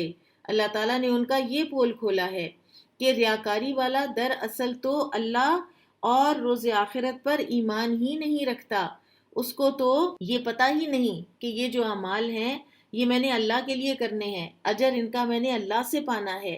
اور سب سے پہلے جو جہنم میں جانے والے لوگ ہوں گے، وہ آپ نے مشہور حدیث سن رکھی ہوگی کہ سب سے پہلے لایا جائے گا قیامت کے دن ایک عالم، ایک سخی اور ایک شہید کو، اور تینوں ریاکاری کے طور پر عالم اور سخی اور شہید بنے ہوں گے، تو اللہ تعالیٰ ان تینوں کو اوندھے منہ جہنم میں ڈالیں گے، اس لیے کہ انہوں نے اللہ کے لیے تو وہ کام کیے ہی نہیں تھے۔ کسی نے سخی کہلانے کے لیے کیا، کسی نے بہادر کہلانے کے لیے کیا، اور کسی نے عالم فاضل کہلانے کے لیے کیا۔ تو ہمیں اپنی نیتوں کو خالص کرنا بہت ضروری ہے۔ ہمیں اس بات کی اہمیت کا پتہ چلنا چاہیے کہ ہمیں اللہ کے لیے کام کیوں کرنے ہیں، اس لیے کہ یہی ہمارے لیے فائدہ مند ہے۔ اللہ کی معرفت انسان کے اندر جتنی بہادری اور پازیٹیوٹی لے کر آتی ہے، اتنی کوئی چیز نہیں لا سکتی۔ اسی لیے اللہ تعالیٰ کے جو اسماء و صفات ہیں نا، جو اللہ تعالیٰ کے نام ہیں، تو ان کے بارے میں معرفت حاصل کرنا، ان کے بارے میں علم حاصل کرنا، علوم کا ایک بہت ہائی لیول کا ایک علم ہے، ایک برانچ ہے۔ اور جس شخص کا ساتھی شیطان ہو تو وہ بہت برا ساتھی ہے، اور ان لوگوں کا کیا جاتا اگر وہ اللہ اور آخرت کے دن پر ایمان لے آتے، اور اللہ نے انہیں جو مال دیا ہے اس میں سے خرچ کرتے، اور اللہ انہیں خوب جاننے والا ہے۔ بے شک اللہ ذرہ برابر بھی ظلم نہیں کرتا، اور اگر کسی کی کوئی نیکی ہو تو وہ اسے دگنی کر دیتا ہے اور اپنی طرف سے بہت بڑا اجر دیتا ہے۔ اگر تم یہ سمجھتے ہو کہ یہ سارے نیکی کے کام جو لوگوں کے ساتھ کرنے ہیں، یہ کرتے ہوئے تمہارے کو پیسے کم ہو جائیں گے، تو ایسی بات نہیں ہے۔ اللہ تعالیٰ تو بڑا بے نیاز ہے، اس نے تو صرف دیکھنا ہے، اس نے صرف تمہیں چیک کرنا ہے تم کرتے کیا ہو۔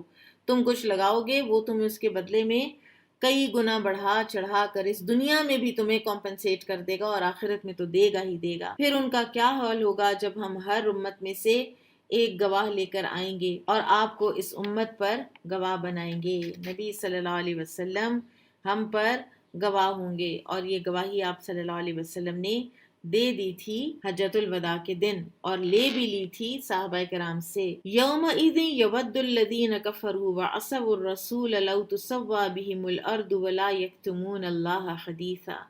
اس دن وہ لوگ جنہوں نے کفر کیا اور رسول کی نافرمانی کی خواہش کریں گے کہ کاش انہیں زمین کے ساتھ برابر کر دیا جاتا، اور وہ اللہ سے کوئی بات چھپا نہ سکیں گے۔ سبحان اللہ، اتنا بڑا پچھتاوا۔ اے لوگو جو ایمان لائے ہو، تم اس وقت تک نماز کے قریب نہ جاؤ جب تم نشے میں ہو، یہاں تک کہ تم سمجھنے لگو جو کچھ تم کہتے ہو۔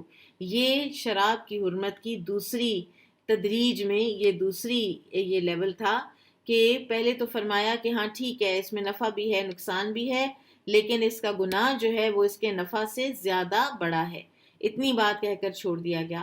پھر اس کے بعد ذہن سازی کی جا رہی ہے نا، دوسری دفعہ فرمایا کہ نماز کے قریب نہ جانا اگر نشے کی حالت میں ہو، اور نماز چھوڑنے کا تو سوچ ہی نہیں سکتے تھے مسلمان لوگ، تو لہٰذا پھر اس کا یہ مطلب ہے کہ شراب پینے والوں میں اور زیادہ کمی آ گئی، اور حتمی حرمت جو ہے یہ پھر سورۃ المائدہ میں آئی تھی۔ اور نہ ناپاکی کی حالت میں نماز کے قریب جاؤ یہاں تک کہ تم غسل کر لو، ہاں اگر راہ چلتے گزرو تو اور بات ہے، اور اگر تم بیمار ہو یا سفر میں ہو، یا تم میں سے کوئی رفع حاجت سے فارغ ہو کر آیا ہے، یا تم نے عورتوں سے مباشرت کی ہو، پھر تمہیں پانی نہ ملے، تو پاک مٹی سے تیمم کر لو اور اسے اپنے منہ اور ہاتھوں پر مل لو۔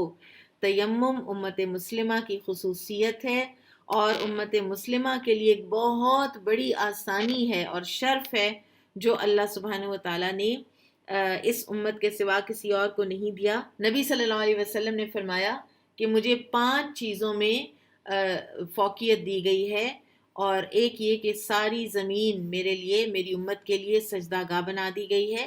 یعنی آپ دیکھیں کہ یہود ہے نا تو سیناگوگز کے بغیر عبادت نہیں کر سکتے، عیسائی ہیں تو چرچ، ہندو ہے تو ٹیمپل، اسی طرح سے بدھسٹ ہیں تو وہ بھی کہیں نہ کہیں جانا پڑتا ہے۔ لیکن ہمارے لیے کیا ہے، جہاں کہیں بھی آپ کو نماز کا وقت آ گیا آپ وہیں نماز پڑھ سکتے ہیں، ساری زمین سجدہ گاہ ہے، اور جماعت بھی کی جا سکتی ہے۔ یعنی آپ اگر مسجد نہیں پاتے تو پھر اکٹھے جماعت بھی کسی بھی کھلے میدان میں بھی کی جا سکتی ہے۔ پھر اسی طرح سے اگر پانی نہ ملے تو تیمم سے پاکی حاصل کرنا۔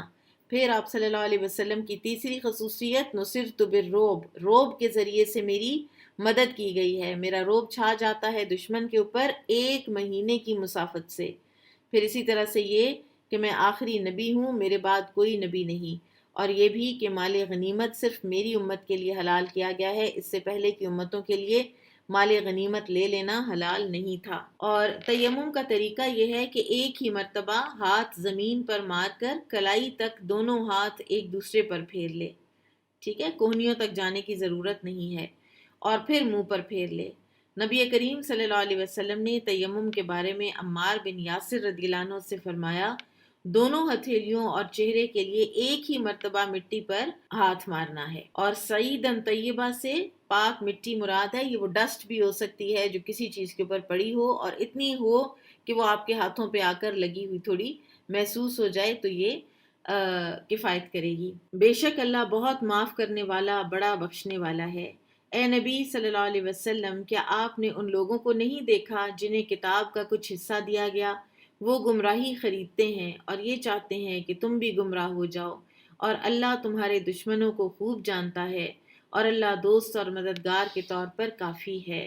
یہودیوں میں سے کچھ لوگ الفاظ کو ان کے موقع محل سے پھیر دیتے ہیں، اور پھر اپنی زبانوں کو توڑ موڑ کر سچے دین کے خلاف تانا زنی کرتے ہوئے نبی صلی اللہ علیہ وسلم سے کہتے ہیں ہم نے سنا اور نافرمانی کی، اور کہتے ہیں سنو اگرچہ تم اس قابل نہیں ہو کہ تمہیں کچھ سنا جائے، نعوذ باللہ، اور آپ سے مخاطب ہو کر کہتے ہیں رائنا، یعنی اے ہمارے چرواہے، اور بے شک اگر وہ کہتے ہم نے سنا اور ہم نے اطاعت کی، اور ہماری بات سنیے اور ہماری طرف نظر کیجیے، تو ان کے لیے بہتر اور نہایت مناسب ہوتا، لیکن اللہ نے ان کے کفر کی وجہ سے ان پر لعنت کی، چنانچہ سوائے چند لوگوں کے وہ ایمان نہیں لاتے۔ یا ایھا الذین اوتوا الکتاب آمنوا بما نزلنا مصدقا لما معکم، اے لوگو جنہیں کتاب دی گئی، یعنی اے اہل کتاب، اس قرآن پر ایمان لاؤ جو ہم نے نازل کیا، وہ اس کی تصدیق کرنے والا ہے جو تمہارے پاس ہے، یعنی تم ایمان لاؤ اس سے پہلے کہ ہم چہرے بگاڑ دیں، تم ایمان لے آؤ قرآن پر، کیونکہ وہ تصدیق کرتا ہے تورات کی، انجیل کی، اور اگر تم ایمان نہیں لاؤ گے تو ایک وقت ایسا آئے گا اس سے پہلے کہ ہم چہرے بگاڑ دیں اور انہیں پیچھے کی طرف پھیر دیں، یا ان پر اسی طرح لعنت بھیجیں جس طرح ہم نے سبت والوں پر لعنت بھیجی، اور یاد رکھو اللہ کا حکم اٹل ہے۔ اب دیکھیں، آج سے کچھ عرصہ پہلے کوئی یہ سوچ نہیں سکتا تھا کہ ہماری زندگیوں کا اس وقت جو حال ہے کہ ہم اپنے گھروں میں بند ہیں، ڈسٹینس لرننگ ہی ایک آپشن رہ چکا ہے اب بچوں کو تعلیم بھی دلوانے کا، حالانکہ یہ سب سے زیادہ سیکنڈری لیول پر ایک آپشن کنسیڈر کیا جاتا تھا، اور فزیکل جو ایک دوسرے سے ملاقات ہے یا لرننگ ہے وہ کتنی اب اس وقت ہمیں ایک دور کی بات لگ رہی ہے۔ تو لیکن اگر کوئی ہم سے آج سے 5 سال پہلے 3 سال پہلے یہ بات کہتا تو ہمیں ہوتا کہ یہ تو بہت امپاسبل ہے، ٹھیک ہے۔ اسی طرح سے جب اللہ نے چاہا تو اللہ تعالیٰ نے چہرے بھی مسخ کر دینے ہیں، آگے کو پیچھے اور پیچھے کو آگے کر دینا ہے، یعنی بال آگے آ جائیں اور چہرہ پیچھے چلا جائے، پھر کیا کریں گے ہم لوگ؟ تو یہ ہو سکتا ہے، اللہ تعالیٰ سب کچھ کر سکتے ہیں۔ بے شک اللہ یہ گناہ نہیں بخشتا کہ اس کے ساتھ شرک کیا جائے، اور وہ اس کے علاوہ جسے چاہے بخش دیتا ہے، اور جس نے اللہ کے ساتھ شرک کیا اس نے جھوٹ گڑھا اور بڑے گناہ کا کام کیا۔ لا الہ الا اللہ جو ہے نا، اس میں بڑی طاقت ہے۔ رسول اللہ صلی اللہ علیہ وسلم نے فرمایا، جب کوئی بندہ لا الہ الا اللہ کہے گا اور کبائر سے بچتا رہے گا تو اس کے لیے آسمان کے دروازے کھول دیے جائیں گے اور یہ کلمہ عرش تک جا پہنچے گا۔ تو لہٰذا شرک کی ساری اقسام کو جاننا، ان سے بچنا ہمارے ایمان کا تقاضا ہے۔ اے نبی صلی اللہ علیہ وسلم، کیا آپ نے انہیں نہیں دیکھا جو اپنی پاکیزگی خود بیان کرتے ہیں، اپنی تعریفیں، اپنے آپ کو پروجیکٹ، اپنے آپ کو سبجیکٹ بنا کے اپنی تعریفیں کرتے رہنا؟ سبحان اللہ، انسان اللہ تعالیٰ کی مدد کے اور توفیق کے بغیر ایک جملہ بھی نہیں بول سکتا، ایک لفظ بھی سیدھا اپنی زبان سے نہیں نکال سکتا۔ جب چاہے، جس وقت چاہے، جو فیکلٹی چاہے اللہ تعالیٰ اپنے بندے سے واپس لے لیتا ہے، تو اپنی تعریف کا کہاں سے محل آ جاتا ہے۔ بلکہ اللہ جسے چاہتا ہے پاک کرتا ہے، اور لوگوں پر ذرہ برابر بھی ظلم نہیں کیا جائے گا۔ دیکھیے وہ کس طرح اللہ پر جھوٹ گھڑتے ہیں، اور ان کے گنہگار ہونے کے لیے یہی کھلا گناہ کافی ہے۔ کیا آپ نے ان لوگوں کو نہیں دیکھا جنہیں کتاب کا کچھ حصہ دیا گیا؟ ان کا حال یہ ہے کہ وہ بتوں اور شیطان پر ایمان رکھتے ہیں، اور کافروں کے بارے میں کہتے ہیں کہ یہ لوگ ایمان لانے والوں سے زیادہ ہدایت والے ہیں۔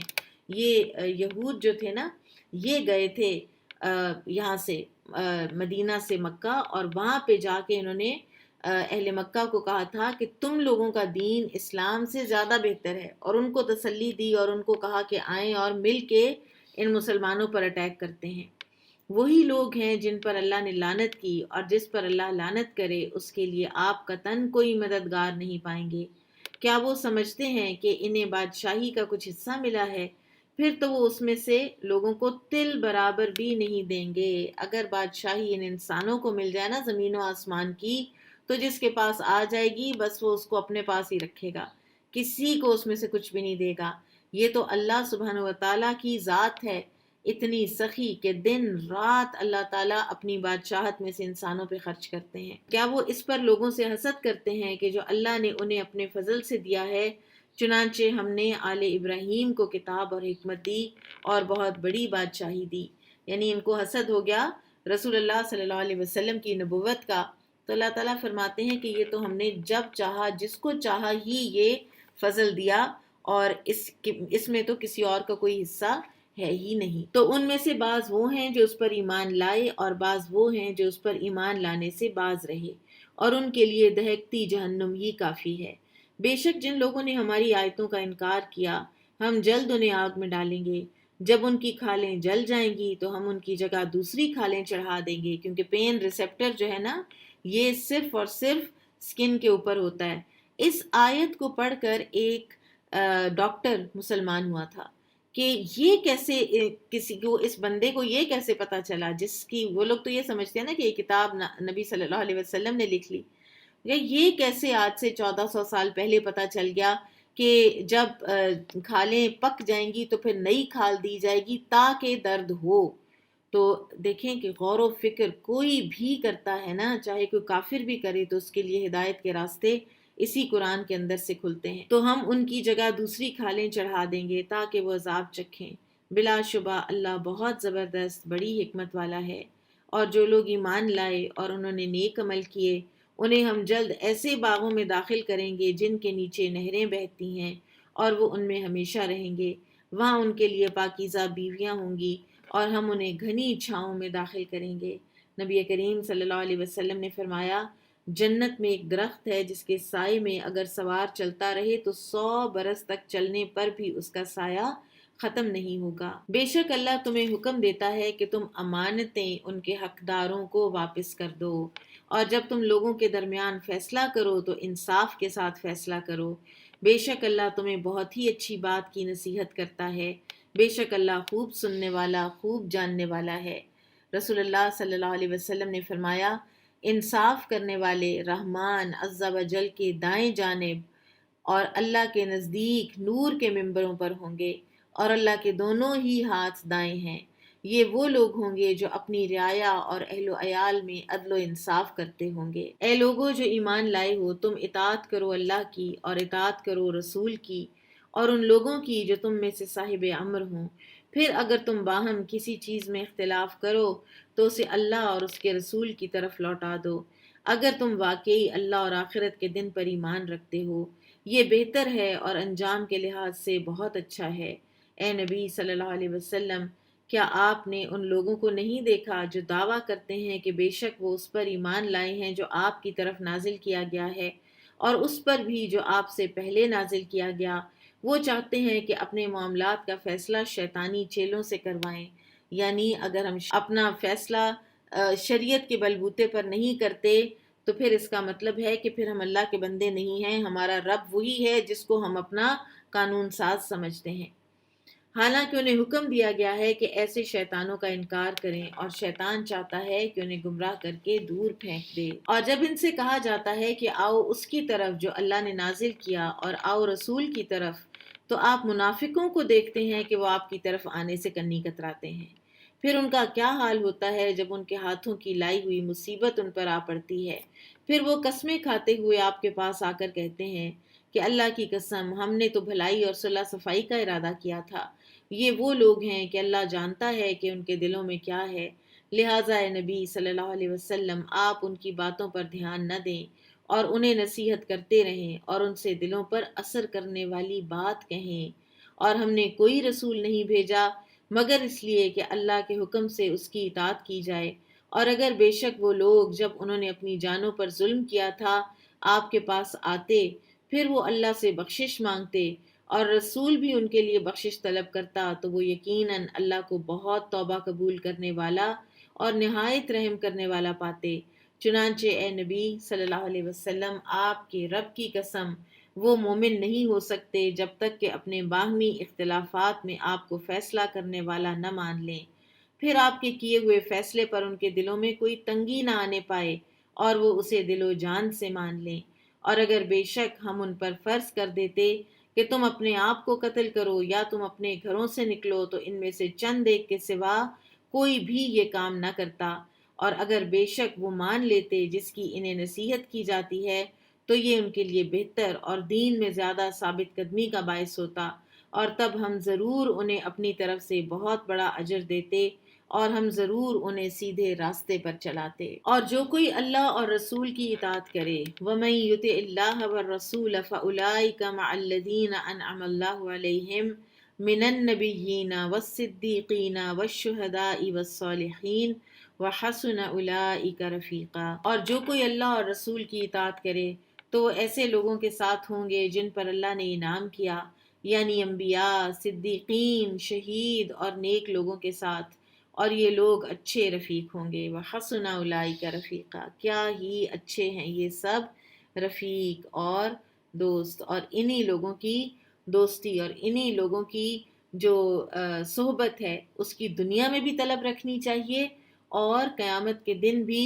الحقنی بالصالحین، آپ دیکھیں کہ بڑے بڑے انبیاء کرام جو ہیں، یوسف علیہ السلام، ابراہیم علیہ السلام، کیا کیا اس دنیا میں اللہ تعالیٰ نے آنر دیے، ان کے لیے جنتوں میں کیا کیا اعلیٰ مقامات رکھے، لیکن ان کی اپنی خواہش کیا ہے؟ الحقنی بالصالحین، یا اللہ ہمیں صالحین کی صحبت میں رکھنا۔ قیامت کے دن ہمیں صالحین کا ساتھ عطا فرمانا۔ یہ اللہ کی طرف سے فضل ہے اور اللہ کافی ہے جاننے والا۔ اے لوگو جو ایمان لائے ہو، تم اپنے بچاؤ کا سامان لے لو، پھر تم الگ الگ دستوں کی شکل میں یا اکٹھے ہو کر نکلو، اور بے شک تم میں سے کوئی ایسا بھی ہے جو نکلنے میں ضرور دیر کرتا ہے۔ پھر اگر تم پر کوئی مصیبت آئے تو وہ کہتا ہے اللہ نے مجھ پر بڑی مہربانی کی کہ میں ان کے ساتھ موجود نہیں تھا۔ اور اگر تمہیں اللہ کا فضل ملے تو وہ جیسے تمہارے اور اس کے درمیان کوئی دوستی نہ تھی ضرور کہے گا کاش میں ان کے ساتھ ہوتا، پھر میں بڑی کامیابی حاصل کرتا۔ یعنی منافق کا دین صرف دنیا کا حصول ہے۔ پھر جو لوگ آخرت کے بدلے دنیا کی زندگی بیچ چکے ہیں انہیں چاہیے کہ وہ اللہ کے راستے میں لڑیں، اور جو شخص اللہ کے راستے میں لڑے پھر وہ قتل کر دیا جائے یا غالب آ جائے تو ہم جلد اسے بہت بڑا اجر دیں گے۔ اور اے مسلمانوں، تمہیں کیا ہو گیا ہے کہ تم اللہ کے راستے میں کمزور مردوں، عورتوں اور بچوں کی خاطر نہیں لڑتے، جو کہتے ہیں اے ہمارے رب ہمیں اس بستی سے نکال کہ اس کے باشندے ظالم ہیں، اور ہمارے لیے اپنی طرف سے کوئی حمایتی بھیج، اور ہمارے لیے اپنی طرف سے کوئی مددگار بھیج۔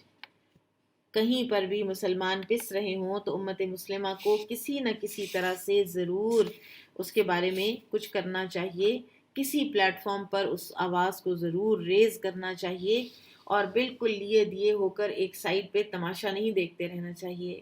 الذین آمنوا یقاتلون فی سبیل اللہ والذین کفروا یقاتلون فی سبیل الطاغوت۔ جو لوگ ایمان لائے وہ اللہ کی راہ میں لڑتے ہیں، اور جن لوگوں نے کفر کیا وہ طاغوت یعنی شیطان کی راہ میں لڑتے ہیں، سرکش قوتوں کی راہ میں لڑتے ہیں۔ چنانچہ تم شیطان کے ساتھیوں سے لڑو، بے شک شیطان کی چال بڑی کمزور ہے۔ اے نبی صلی اللہ علیہ وسلم، کیا آپ نے ان لوگوں کو نہیں دیکھا جن سے کہا گیا تھا کہ تم لڑائی سے اپنے ہاتھ روکے رکھو اور نماز قائم کرو اور زکوٰۃ دو؟ پھر جب ان پر جنگ فرض کی گئی تو ان میں سے ایک گروہ کافر لوگوں سے اس طرح ڈرنے لگا جس طرح اللہ سے ڈرنا چاہیے، یا وہ اس سے بھی بڑھ کر خوفزدہ تھا، اور وہ کہنے لگے اے ہمارے رب تو نے ہم پر جنگ فرض کیوں کی؟ تو نے ہمیں کچھ مدت تک مہلت کیوں نہ دی؟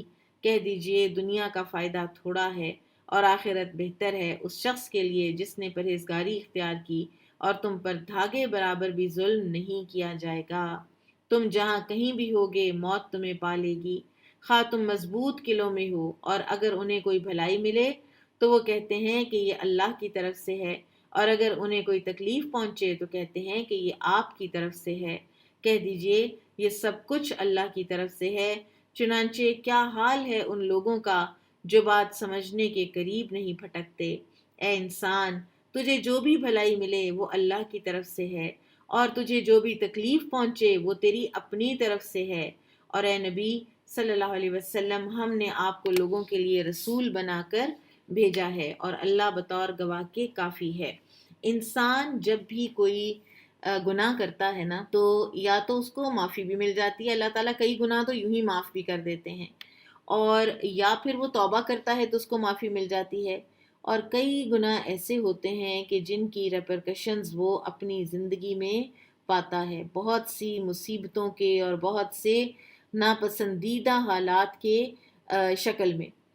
سیدنا عمر رضی اللہ تعالیٰ عنہ نے جب ایک مرتبہ عباس رضی اللہ عنہ سے بارش کی دعا کے لیے کہا تو انہوں نے کہا کہ اے اللہ، بے شک مصیبتیں گناہوں کی وجہ سے نازل ہوتی ہیں، یہ جو بارش رکی ہوئی ہے یہ ہمارے ہی گناہوں کی وجہ سے ہے، اور انہیں صرف توبہ ہی دور کر سکتی ہے۔ اسی طرح سے آپ صلی اللہ علیہ وسلم نے فرمایا جب بھی کسی رگ یا آنکھ کو نقصان پہنچتا ہے تو وہ کسی نہ کسی گناہ کی وجہ سے ہوتا ہے، اور بہت سی تکلیفیں تو اللہ ویسے ہی ٹالتا رہتا ہے جو اس سے کہیں زیادہ ہوتی ہیں۔ اسی طرح سے رسول اللہ صلی اللہ علیہ وسلم نے فرمایا جب کسی قوم میں بدکاری عام ہو جاتی ہے اور وہ اعلانیہ اس کا ارتکاب کرنے لگتے ہیں تو ان میں طاعون اور ایسی مختلف بیماریاں پھیل جاتی ہیں جو پہلے گزرے ہوئے لوگوں میں نہ تھیں، اور اللہ بطور گواہ کافی ہے۔ اور جس نے رسول کی اطاعت کی، یہ بڑی امپورٹنٹ آیت ہے، من یطع الرسول فقد اطاع اللہ ومن تولی فما ارسلناک علیہم حفیظا۔ جس نے رسول صلی اللہ علیہ وسلم کی اطاعت کی چنانچہ اس نے اللہ کی اطاعت کی، اور جس نے منہ موڑا تو ہم نے آپ کو ان پر نگہبان بنا کر نہیں بھیجا۔ حدیث میں آتا ہے نبی صلی اللہ علیہ وسلم نے فرمایا جس نے میری اطاعت کی اس نے اللہ کی اطاعت کی، اور جس نے میری نافرمانی کی اس نے اللہ کی نافرمانی کی، اور جس نے میرے مقرر کردہ حاکم کی اطاعت کی اس نے میری اطاعت کی، اور جس نے اس کی نافرمانی کی اس نے گویا میری نافرمانی کی۔ اب آپ دیکھیے کہ کہاں پر گنجائش باقی رہ جاتی ہے۔ قرآن واضح طور پر یہ بات فرما رہا ہے کہ جس نے رسول کی اطاعت کی تو دراصل اس نے اللہ کی اطاعت کی۔ تو کہیں کوئی گنجائش رہ جاتی ہے کہ اس دین میں یہ کہنے کی کہ ہمارے لیے بس قرآن کافی ہے، اور احادیث کے پورے ذخیرے کو ایک سائٹ پر رکھ دینا، اور پھر آپ دیکھیں کہ قرآن کو تو پھر اس کی صحیح اس کی اسپرٹ میں امپلیمنٹ بھی نہیں کیا جا سکتا۔ اللہ نے خود قرآن کے ساتھ رسول اللہ صلی اللہ علیہ وسلم کو بھیجا ہے امپلیمنٹ کر کے دکھانے کے لیے۔ تو ہم ان کی ذات مبارکہ کو صرف یہ کہہ دیں کہ وہ اسی دور کے لیے تھی، صرف رسول اللہ صلی اللہ علیہ وسلم کی ساری محنت، آپ صلی اللہ علیہ وسلم کی ساری برداشت کی ہوئی تکلیفیں وہ صرف ان 23 سالوں کے لیے تھی۔ وہ طائف کا دن، وہ احد کا دن، وہ ہجرت کی راتیں، وہ سارا کچھ وہ صرف ان چند سالوں کے لیے تھا۔ کیا ہم اللہ تعالیٰ سے نعوذ باللہ ثم نعوذ باللہ یہ توقع رکھتے ہیں؟ اور قرآن اگر آج صرف ہمارے ہاتھ میں ہو اور ہمارے پاس سیرت رسول اور حدیث رسول نہ ہو صلی اللہ علیہ وسلم، تو قرآن کو ہم امپلیمنٹ نہیں کر سکتے، کیونکہ اللہ تعالیٰ نے اسی طرح سے یہ سسٹم بنایا ہے کہ قرآن کے ساتھ ان کو اس ہستی کی زندگی کو دیکھا جائے گا کہ کیسے امپلیمنٹ کرنا ہے قرآن کو، تو ہی قرآن امپلیمنٹ ہوگا۔ تو انکار حدیث ایک بہت بڑا فتنہ ہے کہ جس سے ہمیں بچنا چاہیے۔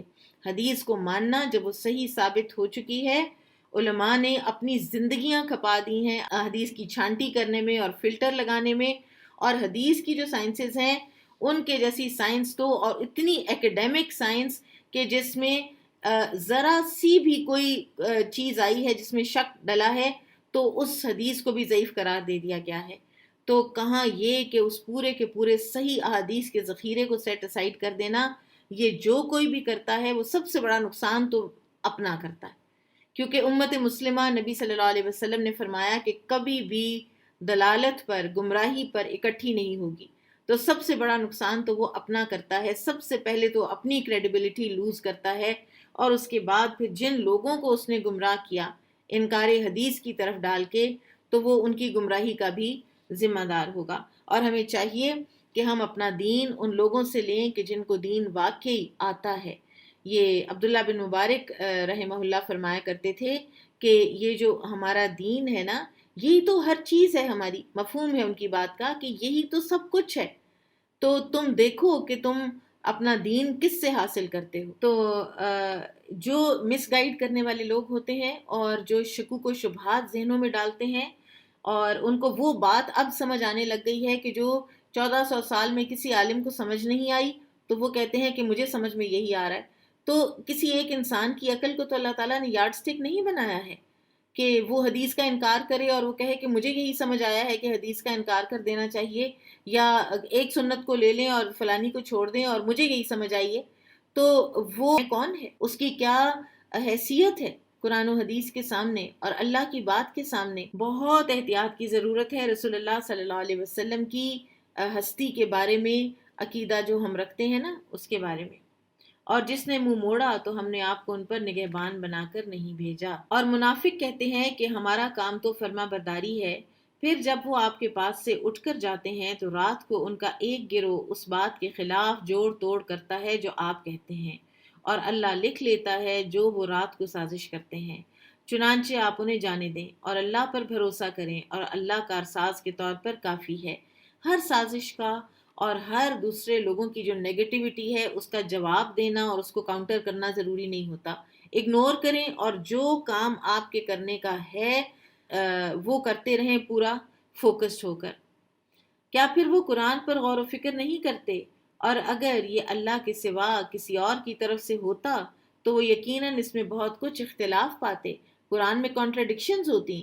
قرآن جتنا مربوط ہے، اور قرآن کا جو ارلی جو میکن پیریڈ کی جو آیات ہیں ان کو دیکھ لیں اور آخری دور کی آیات کو دیکھ لیں، کوئی کسی چیز کو کانٹرڈکٹ نہیں کر رہا، اور کتنے کتنے مضامین اس میں پائے جاتے ہیں، اور کتنا یہ ایک اثر انگیز کلام ہے، تو یہ کسی انسان کی طرف سے ہوتا تو یہ کچھ تو اس میں نہ ہوتا ہے، تو بکھری ہوئی منتشر سی کتاب ہوتی، کہیں پہ تزکیے کی بات ہو رہی ہے تو کہیں پہ قانون کی بات ہو رہی ہے، کہیں پہ غیب کی بات ہو رہی ہے، کہیں جنت جہنم کی ہو رہی ہے، کہیں انبیاء کی کہانیاں سنائی جا رہی ہیں، کہیں کچھ سائنسی باتیں ہو رہی ہیں۔ تو ایک انسان لکھتا تو یہ تو بہت منتشر سی کتاب ہوتی، کوئی چیپٹر کسی چیز پہ ہوتا، کوئی کسی چیز پہ ہوتا۔ یہ اللہ کی نازل کردہ کتاب ہے، اس لیے اس میں جو بھی کچھ ہے وہ سارے کا سارا، آپ دیکھیں کہ چاہے ٹاپک چینج بھی ہو رہا ہوتا ہے تو آپ کو ربط بھی محسوس ہو رہا ہوتا ہے، اور کئی تو آیات ایسی ہیں کہ جو کتنا عرصہ پہلے نازل ہوئی اور اس کے بعد ان کو رکھ دیا گیا کسی ایسی آیت کے ساتھ کہ جو کئی سال بعد نازل ہوئی ہے، اور پھر بھی آج پڑھنے والے کو کسی قسم کا کوئی جو بے ربطگی ہے وہ محسوس نہیں ہوتی۔ کسی انسان کی طرف سے ہوتا تو وہ تو ایسی کوئی چیز بنا ہی نہیں سکتا تھا۔ بنا سکتے ہو تو بنا لاؤ۔ یہ جو حروف مقطعات ہیں نا، الف لام میم، ان کے بارے میں بعض علماء نے یہ کہا ہے کہ یہ ایک اسلوب بھی تھا عرب کا، اور اس کا یہ بھی ایک مطلب ہے کہ اللہ تعالیٰ فرماتے ہیں کہ یہ ہے نا الفابیٹس، انہی الفابیٹس سے یہ قرآن ہم نے لکھا ہے نا، تو تمہارے پاس ہے نا یہ الفابیٹس، جاؤ تم بھی لکھ کے لے آؤ۔ اسی لیے حروف مقطعات جہاں بھی آئے ہیں قرآن میں، اس میں آگے کتاب ہی کی بات ہے کہ لے آؤ اس جیسی کتاب، پھر یہ الفابیٹس ہیں ان کو یوز کرو۔ اور جب ان کے پاس کوئی امن یا خوف کی خبر آتی ہے تو اسے مشہور کر دیتے ہیں، حالانکہ اگر وہ اسے رسول اور اپنے میں سے کسی ذمہ دار حاکم کے حوالے کر دیتے تو ایسی باتوں کی تہ تک پہنچنے والے اس کی حقیقت جان لیتے، اور اگر تم پر اللہ کا فضل اور اس کی رحمت نہ ہوتی تو چند ایک کے سوا تم ضرور شیطان کے پیچھے لگ جاتے۔ چنانچہ اے نبی صلی اللہ علیہ وسلم، آپ اللہ کی راہ میں لڑیں، آپ کو اپنی ذات کے سوا کسی کا ذمہ دار نہیں بنایا گیا، اور آپ مومنوں کو لڑائی پر آمادہ کریں۔ امید ہے کہ اللہ ان لوگوں کو لڑائی سے روک دے جنہوں نے کفر کیا، اور اللہ لڑائی میں بہت سخت ہے اور سزا دینے میں بہت سخت ہے۔ جو کوئی اچھی سفارش کرے گا اسے بھی اس کا کچھ حصہ ملے گا، اور جو کوئی بری سفارش کرے گا اسے بھی اس کا کچھ حصہ ملے گا، اور اللہ ہر چیز پر نگہبان ہے۔ اور جب تمہیں سلام کیا جائے، ایک بڑا زبردست ایٹیکیٹ سکھایا جا رہا ہے، اس کو تھوڑا سا ہم پیچھے سے پڑھتے ہیں، سفارش سے پڑھتے ہیں۔ من یشفع شفاعتا حسنتا یکن لہ نصیب منہا ومن یشفع شفاعتا سیئتا یکن لہ کفل منہا وکان اللہ علی کل شیء مقیتا وَإِذَا حُيِّيتُم بِتَحِيَّةٍ فَحِيُّوا بِأَحْسَنَ مِنْهَا أَوْ رُدُّوهَا إِنَّ اللَّهَ كَانَ عَلَى كُلِّ شَيْءٍ حَسِيبًا۔ جو کوئی اچھی سفارش کرے گا اسے بھی اس کا کچھ حصہ ملے گا۔ سفارش کرنی چاہیے۔ اچھی سفارش سے مراد لوگوں کے درمیان صلح کروانا بھی ہے، اور بری سفارش سے مراد چغل خوری کرنا بھی ہے۔ اور اسی طرح سے اچھی سفارش یہ بھی ہے کہ فرض کریں کہ آپ کے پاس اگر کوئی آدمی آیا اور اپنی ضرورت لے کر آیا، اور آپ اس کی ضرورت پوری نہیں کر سکتے، لیکن آپ کو پتہ ہے کہ آپ کے کہنے پر فلاں شخص اس کی ضرورت پوری کر سکتا ہے، تو پھر آپ کو اس فلاں شخص کو یہ سفارش کر دینی چاہیے۔ اور اگر آپ کی سفارش درست ہوئی اور اجر پانے کی نیت سے ہوئی تو آپ کو بھی اتنی ہی نیکی ملے گی جتنی اس نے کی، دوسرے بندے نے کی، اس کو دے کر۔ یعنی اگر کسی کو 1,00,000 روپے کی ضرورت ہے، آپ نہیں دے سکتے، اور آپ کسی سے کہہ کر اس کو دلوا دیتے ہیں، تو وہ 1,00,000 روپے کا اجر آپ کو سفارش کی وجہ سے مل جائے گا۔ تو سفارش کیا کرو، اجر پاؤ گے، یہ نبی صلی اللہ علیہ وسلم کے فرمان کا مفہوم ہے۔ لیکن بری سفارش نہیں کرنی چاہیے، کسی غلط کام کے لیے نہیں کرنی چاہیے، کسی کا حق مارنے کے لیے بھی نہیں کرنی چاہیے۔